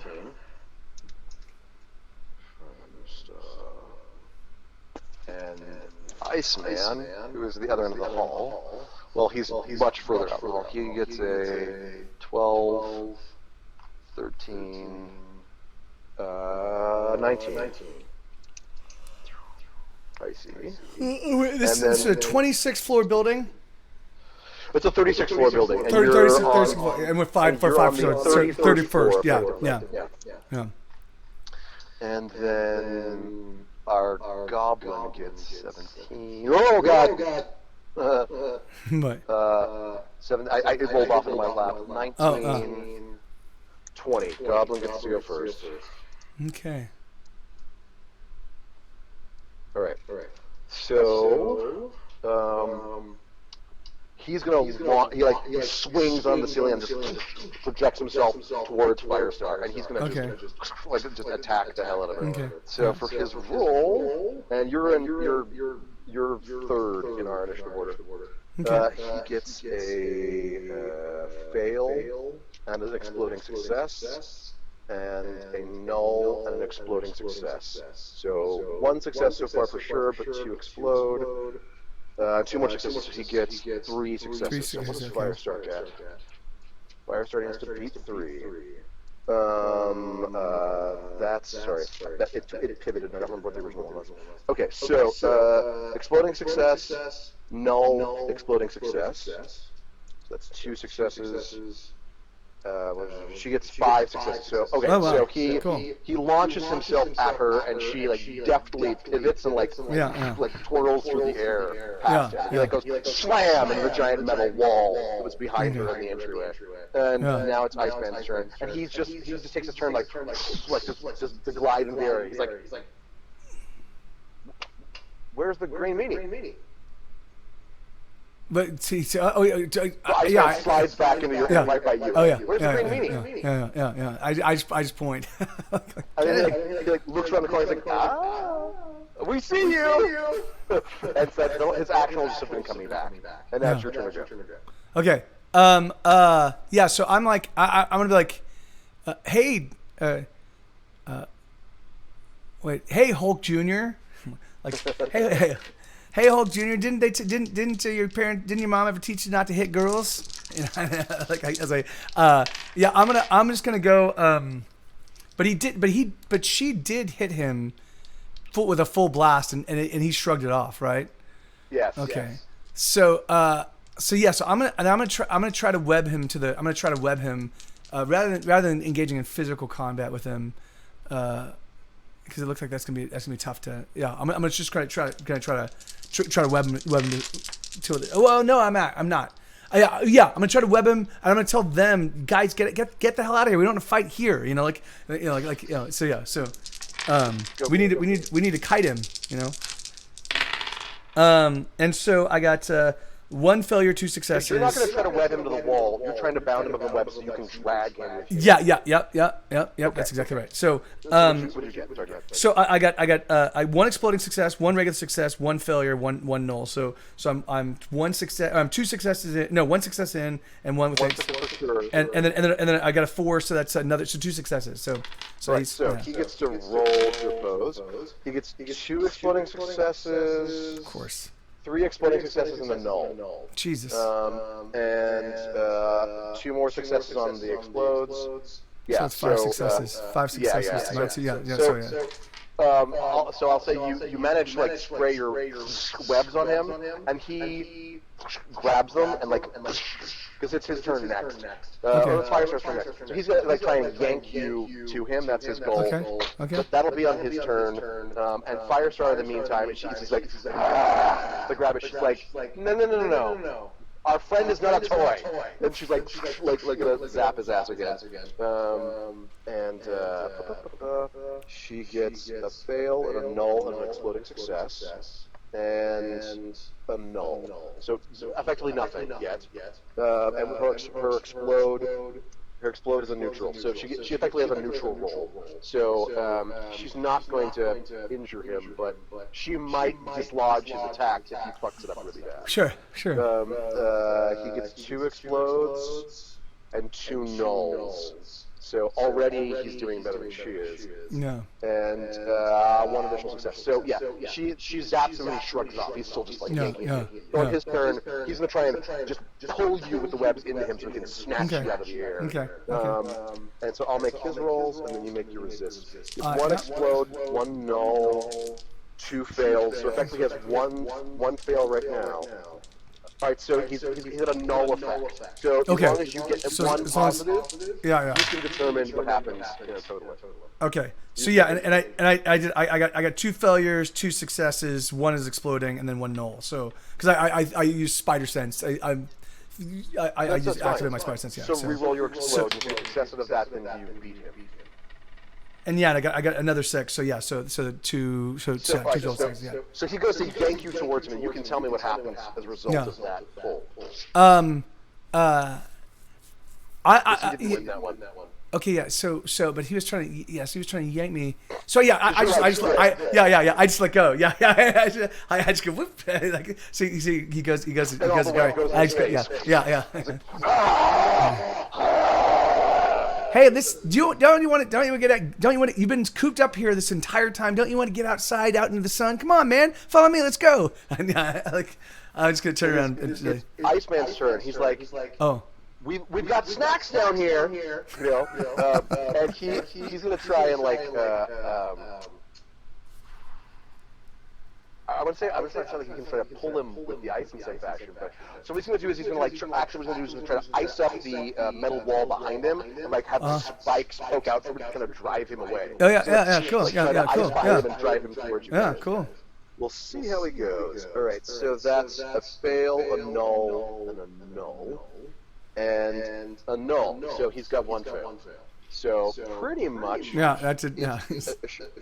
He's got an exploding and a success and a null and a null. So I don't even have to roll my exploding. He's already beat Icy. Yeah, so he goes to like ice up the wall and the ice beam kind of like flies out. Like I'm trying to think of a way that he can interfere with it.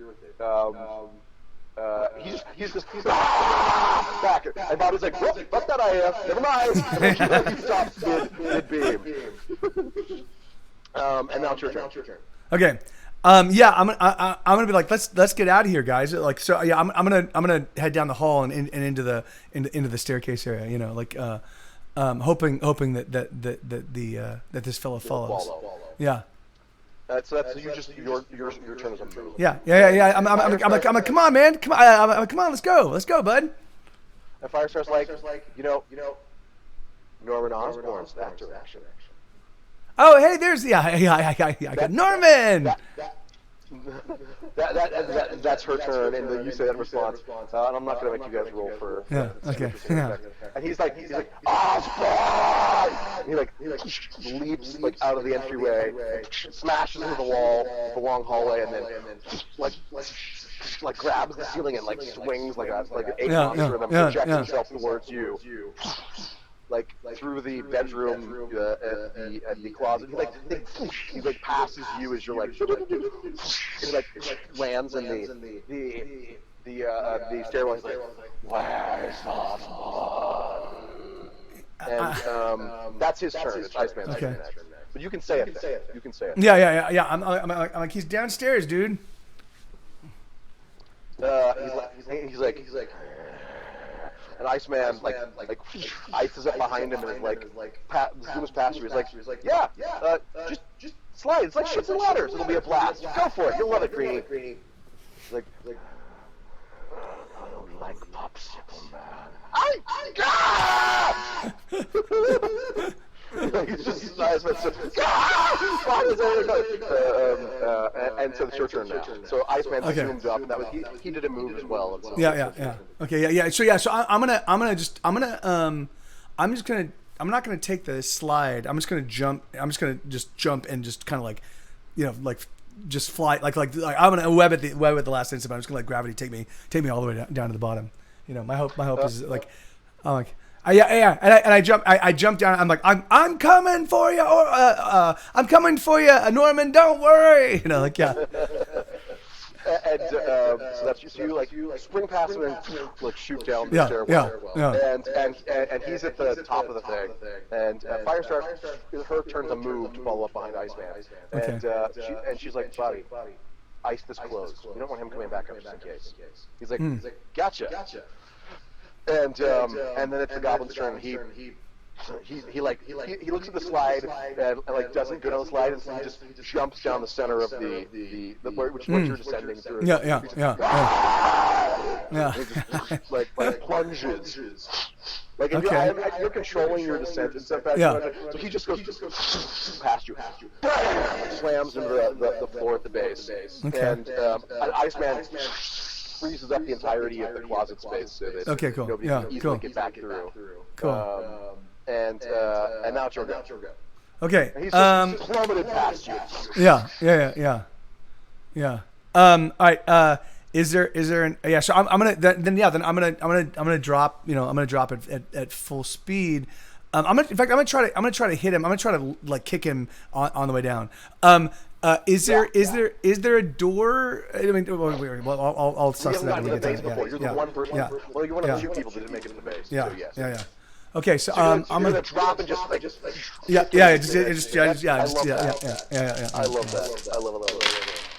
Okay, I got 2 failures, 1 null, 2 exploding successes, So and then a 6 and a 4. So I only got 2, but they got the 2 failures, so I only got 2 successes in total. Okay. Yeah. Okay. So he rolled 2 exploding and 2 null. So he's got 2 successes. Yeah. And then 1 additional success, so 3. So you slam into him, and I'll like as you do like I'll say he grabs you and he like just flings you, like it's not enough to harm you. Yeah. So yeah. And there is a door, like it's terminates in like a small chamber with 1 door. That's all. Okay. Yeah, I'm like Norman's right up there, dude. I'll imagine like he flung you like So I bet you, I think I land on the wall. I land on the wall like that. I just go, Norman's right up there, dude. like I'm like, you know. Firestar's gonna like follow behind. So her action is coming down the shaft as well. Mm-hmm. And then it's Goblin's turn. He just goes up and he tears the door off its hinge and throws it away. He doesn't have to roll for that. It's a freaking door. Yeah. And you can see that there's like an alley. This exits onto an alley beyond. And he just like plunges. And you can hear him scream, "Ah, yeah. As he flings himself through, and then it's Iceman's turn. He does the ice pole thing. No, that's he uses the slide. He uses like he slides with it. Oh, I gotta do that more often. I'm assuming the giant hole is him. Yeah. And then he hear you like, ah! And then more outside. So he's like, yeah, that's a yes. Then it's your go. Okay. Yeah. So all right. So I'm gonna head out there, and again, all right. So now I'm gonna head out there, I'm gonna try to web his feet, prevent him from moving. You know, slow him down. And do I have anything? I don't have anything really. Have I already used banter? I don't think I did. I used spider sense. I haven't used banter. So I'm gonna use banter, and I'm gonna be I'm gonna be like, well, now that you're outside, like, you know, like why don't you? Oh no, okay, what? Yeah. It's now effectively nighttime. Okay, yeah, all right, yeah, well, yeah. So I'm like now that you're outside, maybe we should bring you to like some medical professionals. You know, have you get checked out. What do you think, bud? As I'm trying to. All right. This is a 3 nulls and 2 successes, 1 exploding. So So I got and then a 2, so I got 3 successes.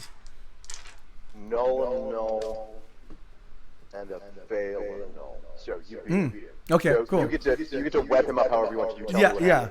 Yeah. I'm just trying to.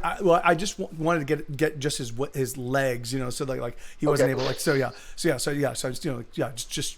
so he's not able to move. He takes a box of harm for that, and he's grappled by your web. Cool. So he has to fight your webs to not have you be able to puppeteer him a little bit. And now it's Firestar's turn. She zooms out of the door, arcs above, and then down. She's like, I feel like I should make a joke about cooling down, but it really doesn't make any sense because I'm the one that heats you up. So just she's like, eat microwaves when she like releases a blast like into his face. And she gets a fail. Sorry, Angelica, and a null. So that's 3 failures. He gets a null and a null. And a success and a null. So what's one success? She zaps him in the face and it just makes him angrier. He's like, just screams in the face. She's like, okay, I get it. Not in the mood to be microwave. No taken. and he's like, don't like to let go. And so he's like, he's got the things around his legs. He's gonna like try and yank your webbing free. And he rolls a success and a null, and a null, and a null. So he gets 1 success. Your roll for that is higher. I'm going to say you just established. He's resisting your success. He's like, sure. He's like tearing at it, but it's not pulling free, and he's kind of just getting sick. Sure. Like sticky man. Sticky man. I hate sticky man. Sticky man. That's worse than Spider-Man. God. And then Bobby comes out. He's like, I don't know. I think I'm gonna start calling you Sticky Man. No, that's Angel. Okay, That's his new okay, nickname, coconut. Sticky Man. Okay, coconut popsicle.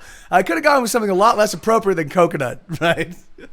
He's like, we're gonna talk.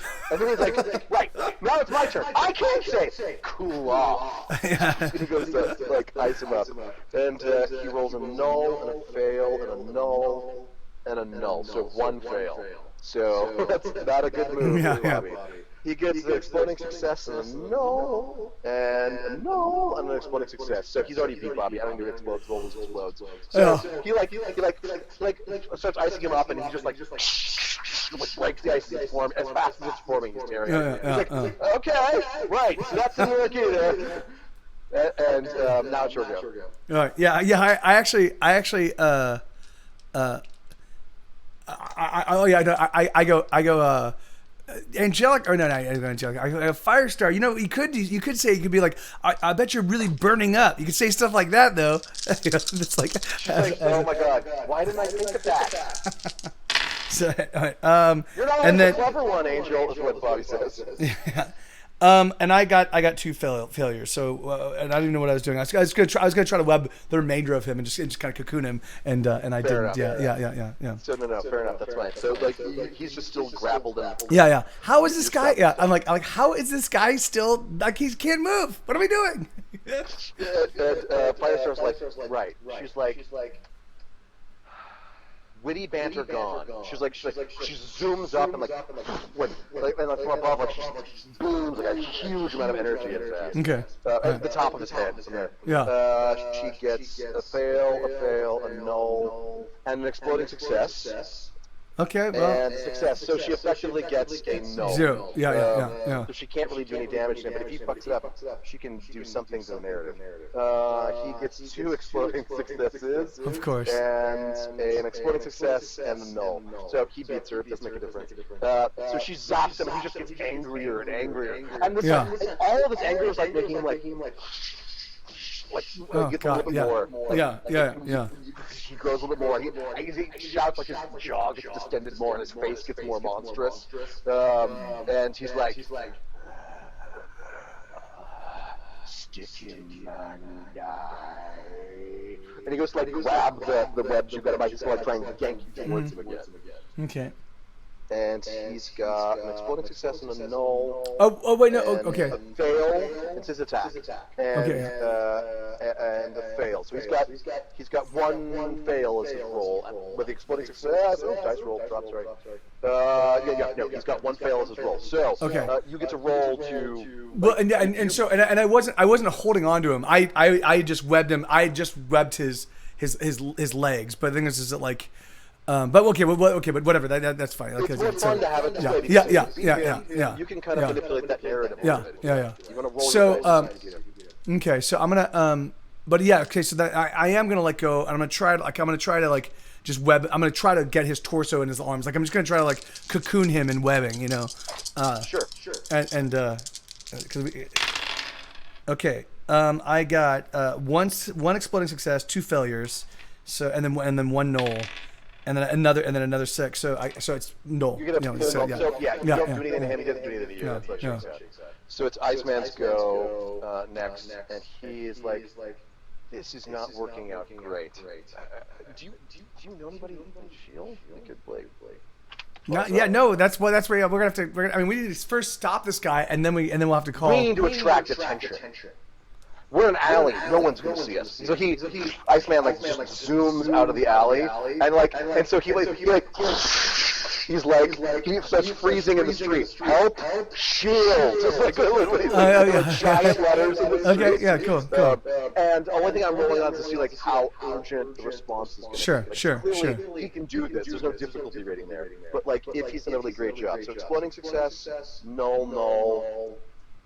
Exploding success. So he gets 2 successes for sure, and then 2 more successes are 4. Right, so he makes these giant letters in the street. Help! Yeah. Shield! Out of the street. And you can hear him bantering with the people. Sorry! See, out of the way! Things like that. Out in the street. Yeah. Stuff up. And now it's your go. Okay. Yeah, and so I'm gonna do the same thing. I'm just gonna try to web him up, just to cocoon him so he can't, you know. And that was terrible. I got 4 failures. Okay. Well, yeah, 4 failures. Well, my first roll, he's already beat you, so it doesn't make a difference. He's just like as you're spraying web at him, he's like shredding it in the air. Yeah. I'm like, what the? This is. And he's getting bigger and more agitated, which is, yeah, God. If fire starts to go, she's like, right. I'm gonna go.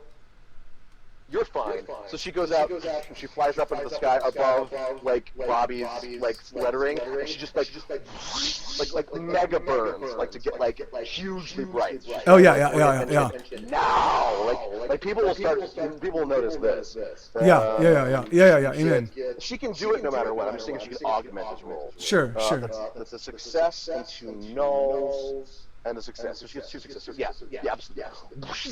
Blinding flash in the sky above. And then it's Goblin's turn. He's like, okay, awesome. And so. Okay. So yeah. Okay. Good. Yeah. Okay. Yeah.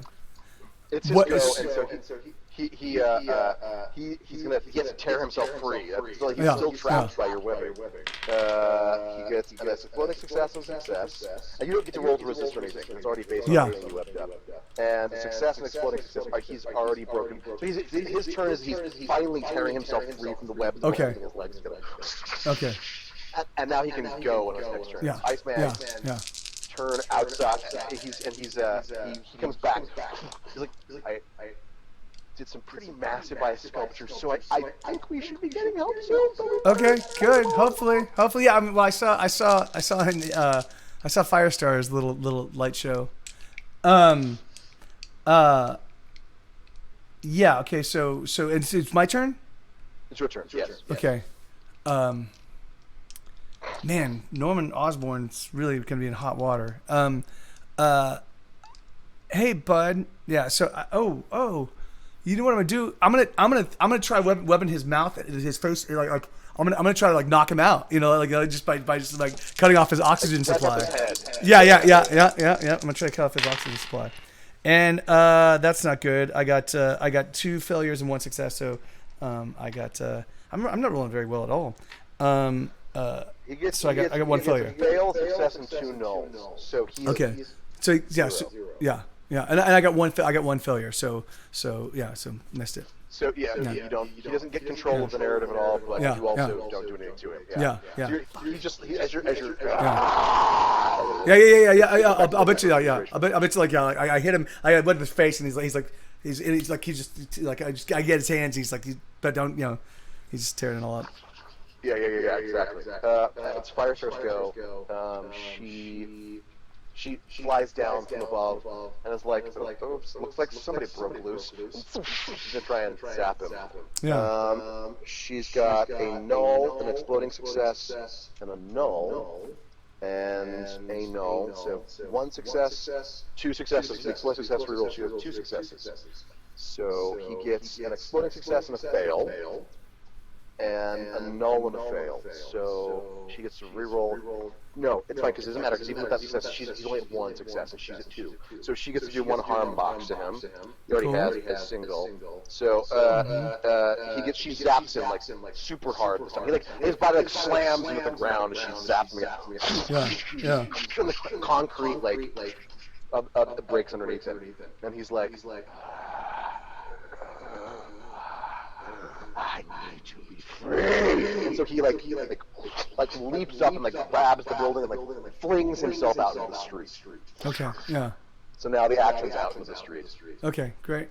And there's all kinds of people, all kinds of New Yorkers, looking at them. And there's honking horns from all this being blocked off from the ice sculptures. And so it's chaos and badness out in the street. Yeah. And it's Iceman's go now because that's Goblin's turn. And so Iceman's going to try and keep him on the street level. Keep him from Sure. Try to ice him in place. Fail, exploding, null. So that's 1 success for sure, and success. So 2 successes. So maybe explode. Shit. Well, that dice will be located elsewhere. Explode. So yeah, he beat Iceman. So he Iceman like freezes them all up, and he just breaks out of the block instantly. He's like, Okay. This guy is really getting on my nerves. Yeah, right. And it's your go. Okay.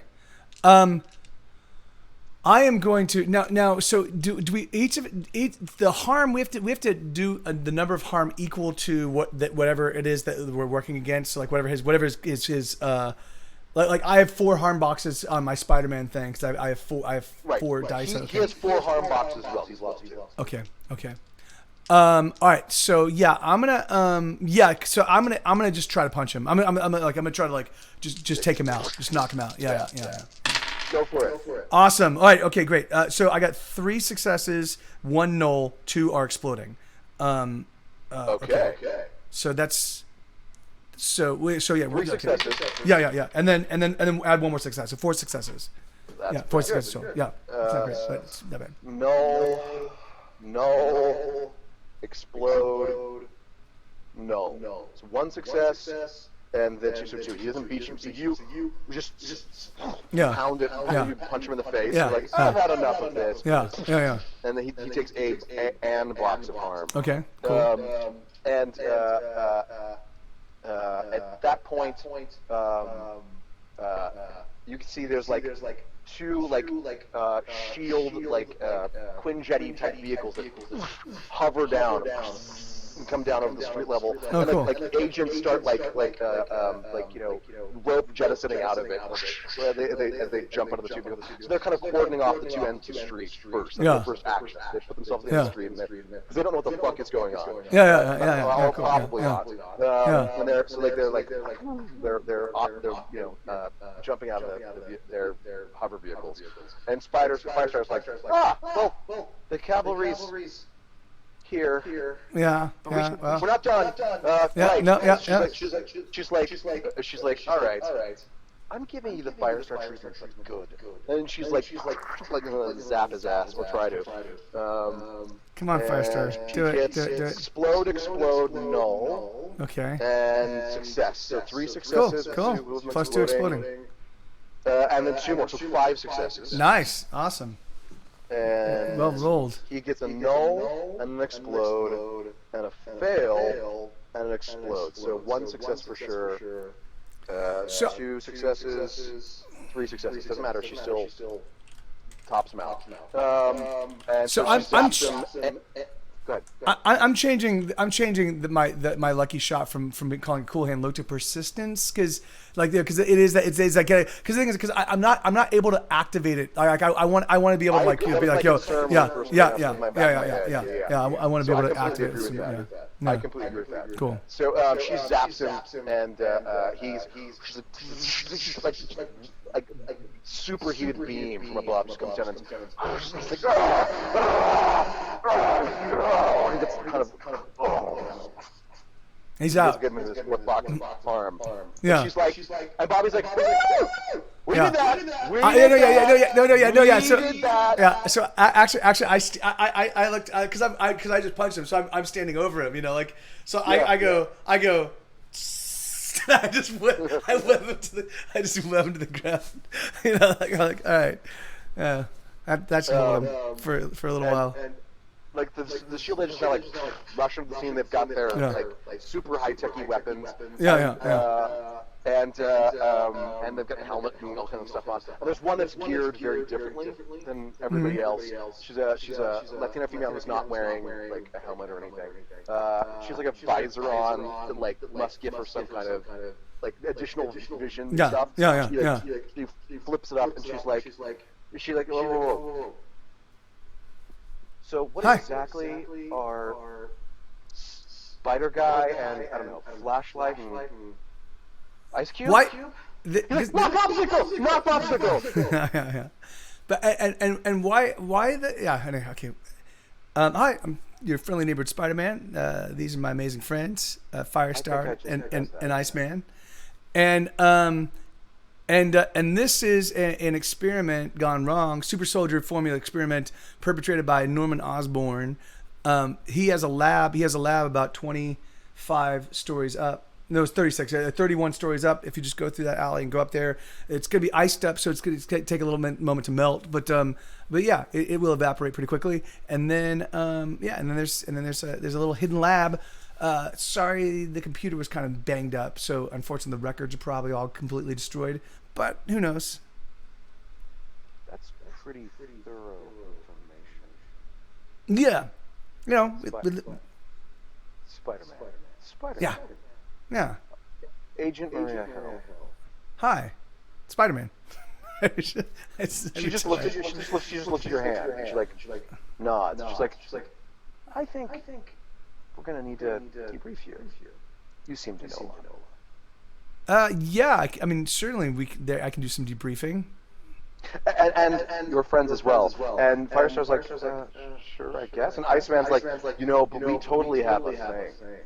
We've got to. I mean. Oh yes, we do. No. In fact, we actually do, because Norman Osborn, who's the person that put this whole thing into motion, is still a threat. Is still potentially a threat to his son and our good friend MJ, and they're upstairs.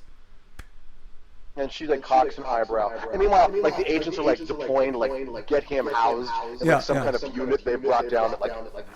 And they're like, look, all like the 6 of them are like trying to lift his body into this like unit they can pull him away, and she's just sort of checking in with people and like pointing here and there, like giving brief sentence orders and whatnot. She's like, interesting. Right. Well, I'm sure I can accompany you to go meet Sure. your Yeah, absolutely. That'd be great. You know, I mean, yeah, I don't know what's gonna happen with Harry. Okay. Yeah. Let's do that. I take it this is your handiwork. She like points at the ice sculpture. She's like, yeah. She's like, I did that. She's like, well, it's not the stupidest thing I've seen all day. Yeah, and in fact, if you guys have, okay, so speaking of which, yeah, so is there a way I can get a hold of you? So like, what, because I seem to keep running across these types of guys, and so, but when I stop them, like they're so powered, I can't give them just to the cops, because the cops will obviously. So do you guys have like a number or something I can call? So I can be like, hey, I happen to capture some superpowered guy. He needs to get put someplace where superpowered people can stop hurting people. Got something like that? Sure. For our assets. Assets? Asking? If you asking to be a shield asset? What's an asset? I mean, you mean like a shield agent? I kind of. She laughs. She's like, yeah. No, I don't mean a shield agent. Okay. That would take years of training, professional situations. No, I mean an asset. That what Spider-Man and his amazing friends are asking for. And she's like, and his amazing friends. And she's not as mocking as that. She's like, yeah. Amazing friends. Yeah. I mean, well, they're from a different dimension. They're probably heading home. So I don't think that they would have had a very big day. Yeah, it's been a handful of days, but it's been pretty huge, pretty substantial. Got in a fight with Iron Man, or not with Iron Man. Got in a fight with Tony Stark. Fight with Shocker. It's been pretty crazy. Yeah, it's been pretty crazy. Nice. This is going to be so much paper. I can already feel it. All right, well, Ben, why don't we? I'm going to take the elevator. I don't want to deal with your icy stairs. And, that's yeah. Penthouse? Yeah. We'll meet you there in just a second. Right. Yeah, I just flip away. And Bobby's like, yeah, we'll see. Okay, thank you for not calling me Popsicle. I really appreciate it. You have no idea. Come on, Popsicle. Yeah. And then he says it. Come on, Popsicle. He's like, ah! As you say it. And Firestar's like, well, ma'am, we'll see you up the, when she flies off. So you guys get back to the penthouse. You'll have a I'm figuring the balcony, whatever. Like there's certainly gonna be an outside balcony. So. We'll land on that. Yeah. And Harry and MJ are up there, obviously. Yeah. and they're like, and they see you like land on the balcony, and they like come out. And MJ's like got a handful of like recently baked chocolate chip cookies, which she just stuffing her face. She's like, how did it go? Harry's like, yeah. How's that guy? I mean, Right. So now again. Okay. So hold on. Let me think about this real quick because this is. I'm as Spider-Man. Oh yeah. And then Harry sees you. He's like, who? He's saying that to Spider-Man. And who is this? Now do I? And MJ's like, he's their friend. They mentioned they were going to reach out to. Yeah. Right. Yeah. I got the call. But I gotta go. I gotta go. I gotta go. Peter. I gotta go check about. I gotta go check. No. Your friend's coming up with the Shield agent. Don't worry. I'm just gonna go.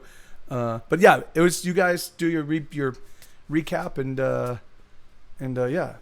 And you're sure he's okay? And Iceman's like, no, he's totally great. I would never let anything happen here. and he's like, okay, fine. Like he so I'm gonna say goodbye. I'm gonna web up, and then what I'm gonna do is I'm gonna if they're all talking out in the balcony, I'm gonna crawl back down and crawl over like I'm just gonna crawl in and in through the thing and on the ceiling, and then I'm gonna change real quick and then drop myself down and be like, hey guys. Yeah. You'll have to change into other clothes though, probably, aren't you? Because didn't you like leave? Oh yeah, you're right. Okay, I'm gonna have to. I'm looking. I'm crawling around on the ceiling, trying to be as quiet as possible, so I don't. And MJ's backpack will be, because you guys got clothes to stay over. Yeah. So I go find, I go looking for those. Yeah. So yeah, when I see your back, I'll say as you're zipping up your jeans, the elevator door opens and Maria Hill knocks on the front door. Oh, okay. Oh, and Belinda's walking out like, were you expecting friends? No, I think there was a big commotion. Yeah. I think there was a big commotion outside, and yeah, I think that's a Shield agent. I think. Shield agent? Why would there be? Because there was something that happened. I mean, that's from what I can tell on. Yeah. Oh, and she gets very like, oh. She opens, she looks at the picture, and she opens it, she's like, hello? And she's like, hey. Hi, are you looking for the two super folk and is that what you're looking for? No, I'm looking for the three super folk. Ma'am, I'm gonna be hosting some interviews here for a moment. She's like, okay, I have to call Mr. Norman. All right, well, probably not going to be available. He's probably not going to be available to answer. She's like, I don't understand. She's like, right. There'll be other agents following me up. They will explain. I'm going to deal with the. I don't know.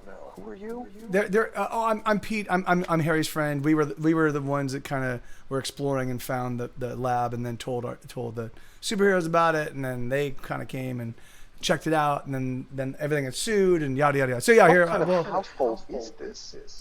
And Belinda's like, I don't know anything. I'll see if I can get. I have phone calls to make, and she's like, okay, and so she rushes off to start dialing people. Yeah. And and Maria just continues walking into the place. You can track after her, but she's walking here Yeah. They're out here on the balcony. Sure. Oh. Feels like fresh baked. Feels like a plate of chocolate chip cookies. Yeah. She's like, I don't mind if I do. Yeah.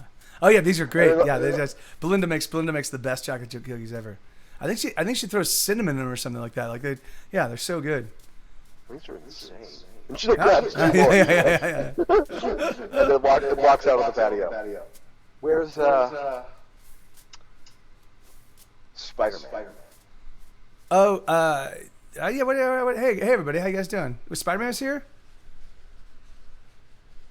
But MJ and Angelica and Bobby all in unison, No. Crazy. And then Crazy. And then MJ's like, he had to go. And Maria's like, well, that's a problem. I need to interview him. Huh. Well, you guys can. And Bobby's like, we totally know all the things. We were there for all the things. And you can just ask. She's like, okay, you need to like bring that down to a 4. He's like, what? I don't even. Okay. Right. Well, I guess I'll start with you. Yeah. And she's gonna. We don't have to necessarily play a whole interrogation. But we like So and basically, but again, Pete like kind of plays the whole like Pete plays the whole. I was in like when they left. I kind of just assisted them in the fight with that guy and got him out, and then Spider-Man showed up, and that was amazing, and I just kind of so I'm because I know like I'm just trying to like massage the story. So the thing is like I don't think I'd be really concerned that Harry knew, but knowing the potential, like knowing his dad is now like it just seems kind of like it's playing with fire, dangerous. Yeah. So I want to need you to roll to see how much insight Hill gets out of your guys' bluster. Okay. Because she will, So I'm doing friendly neighbor. Yeah. She's good at. And I got 1 failure. Crap. So I got 2 nulls and 1 failure. Oh wait, no, but I can use banter as well, right? Yes, you can. Okay. And that was 1 success. So I got a null. So she got 1 fail and 3 exploding successes. So, oh jeez. Okay. Yeah. So okay. she discerns stuff out of your guys' feedback that is beyond what you're intending to share. Yeah. Sure. But also doesn't mean she tips her hat to students. Yeah. Of course. And so she interviews you all, and eventually, like she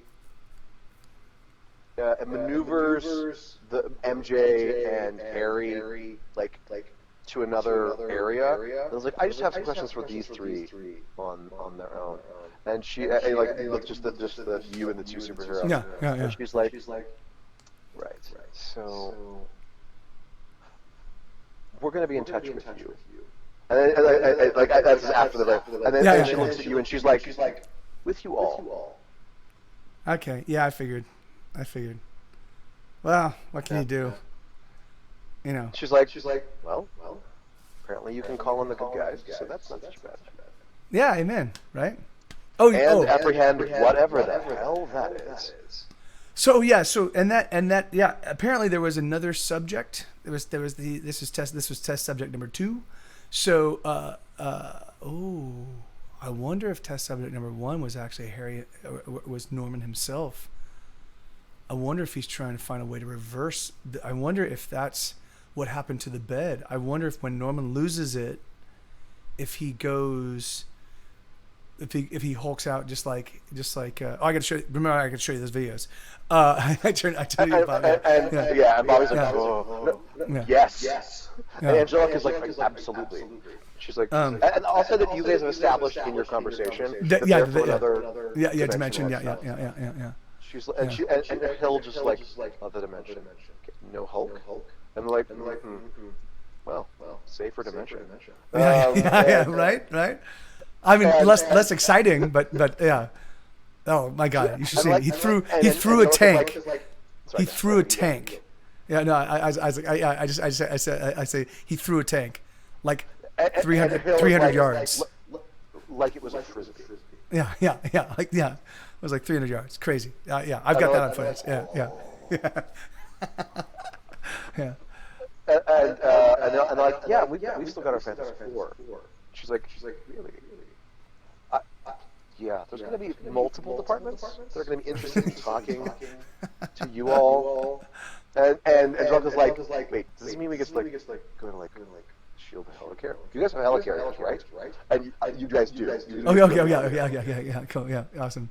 Yeah. And Propel's like, of course we do. And she's like, yes. And she's like, no, we have regional offices where we can have discussions. You do not get to go to the helicarrier. Oh, dagnabbit. Dagnabbit. And John was like, but if we bring down like some more like a monstrosity, do we then get to go to the helicarrier? And she's like, you suggesting that you want to engineer problems to solve? No. I just feel like if things go awry, and if we just solve them, like can we level up? Can we level up our access to shield acidy goodness? Like, are there like? Are you two also teenagers? Is that what's going on? And they're like, yeah, pretty much. So the junior Avengers. Like, we didn't have enough on our hands. By which I mean also thank you for handling a problem.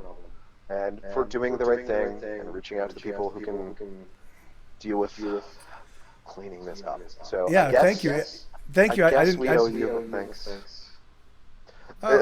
She's not resentful of it. She's more just like she's just kind of unraveling. Like, this is a whole other. Like, well, you can see that she's kind of like more superpowered people. Is that what we needed? Like, that's kind of that resonance. And is vigilante? I mean, it's got to be a crime, right? I mean, is it? I think it probably hasn't entirely been worked out. I think it's okay. Yeah.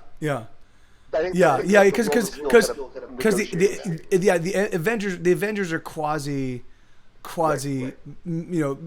governmental agency, and then certainly it does, when someone does intercede, like in our society, intercede on the behalf of, in the defense of somebody that's being attacked. The thing is often like they don't call that like vigilantism. I mean, it's so the thing is like, so that's I think it's nebulous right now. Yeah.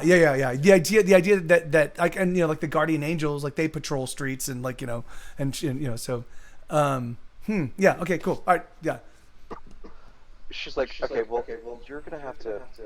This apartment's gonna be scoured with shield agents for a while. So, can you?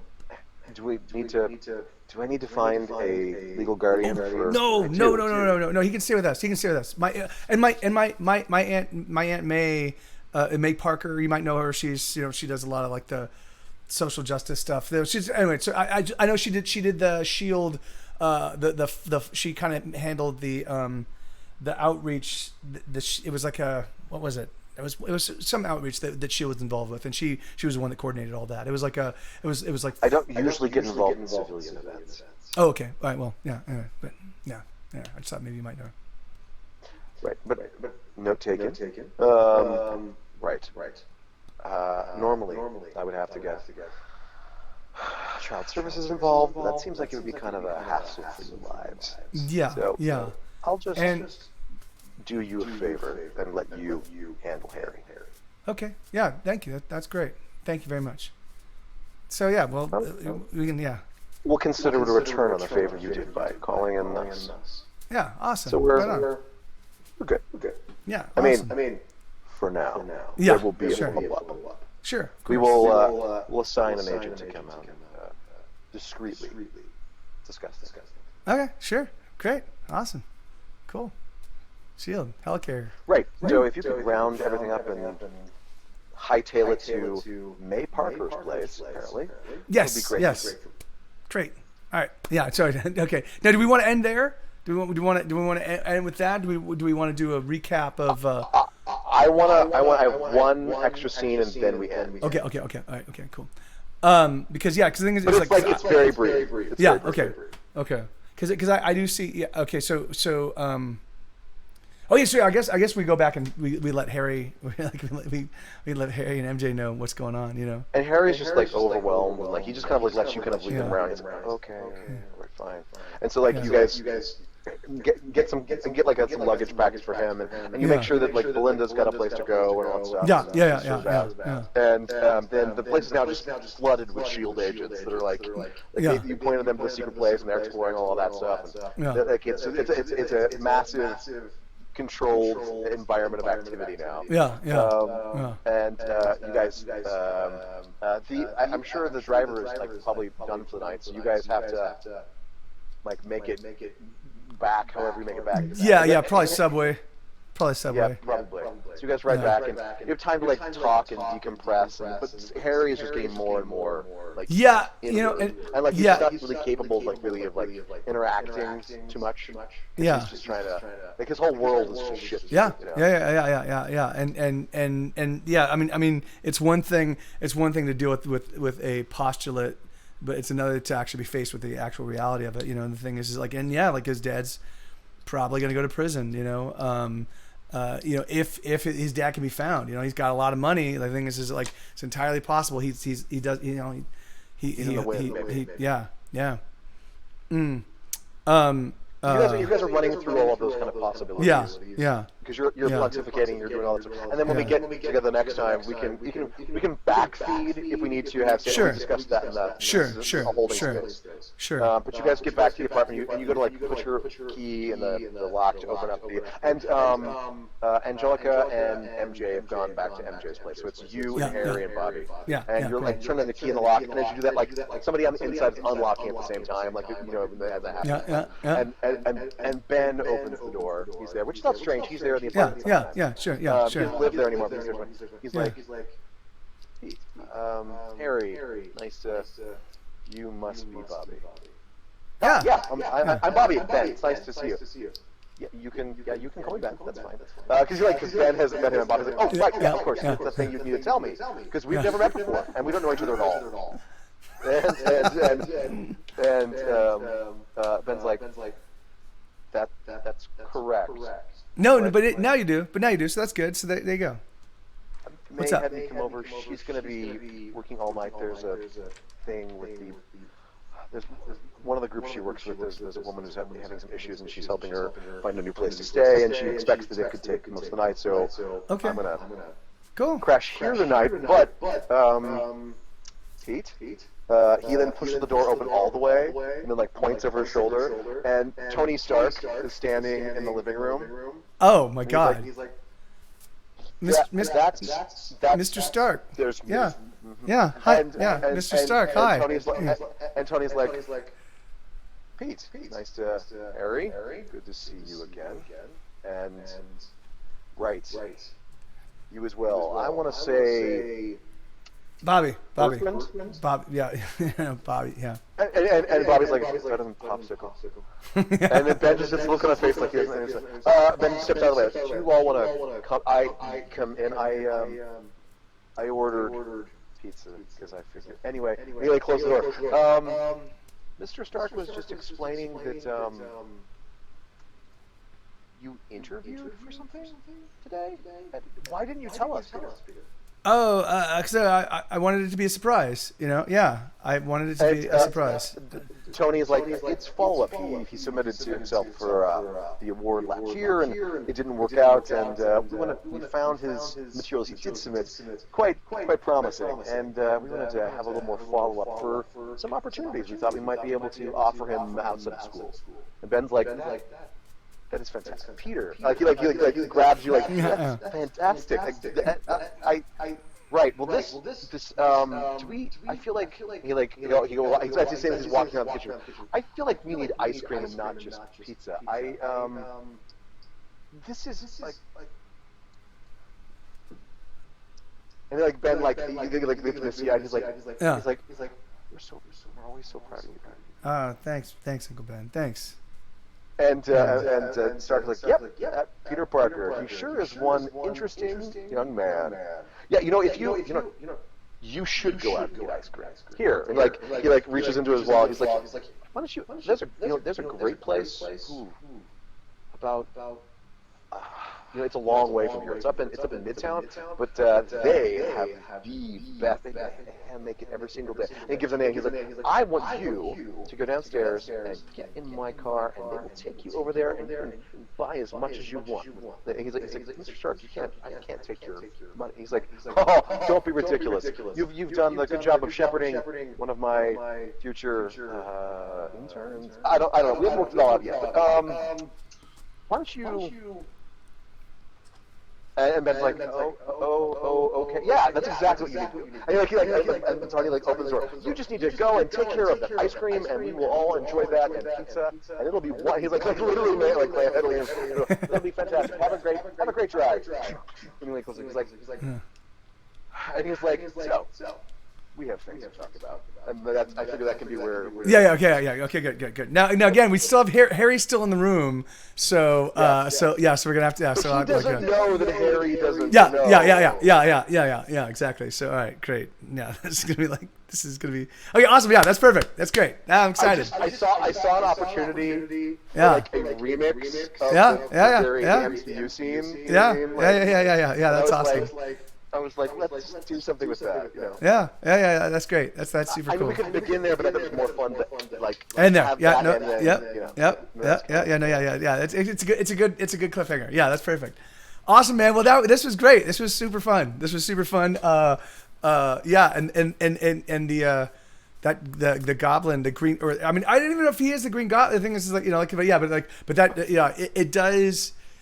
It's funny. This system does add a lot of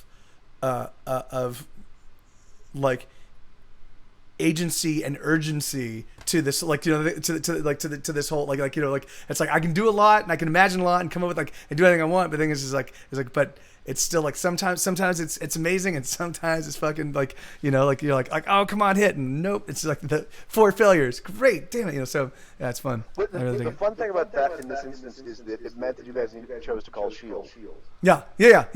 Yeah, right. And the great thing is that to explore. So go ahead. Yeah, and the great thing is I mean, we would have had to have called him anyway. He's super powered. I can't. Yeah, but you could have grabbed him up and taken off. Yeah. But the thing is, I wouldn't have no, because the thing is, because then normal cops would have had to deal with him, or people would have tried to rescue him the way I tried to rescue him from the the thing is because it's entirely possible. It's even yes, it does make you more of a dick, but the thing is, it makes you more of who you are. So maybe because he was a dick, you're but even so, dicks don't deserve to be boxed up. Just because he's an asshole, just doesn't mean that he meant he should have been boxed up and treated like a lab rat. So.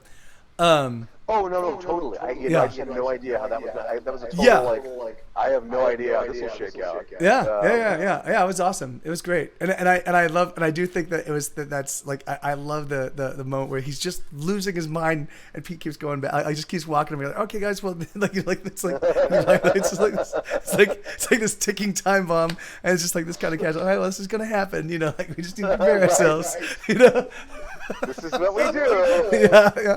Yeah. So fun. All right, man. Well, thank you.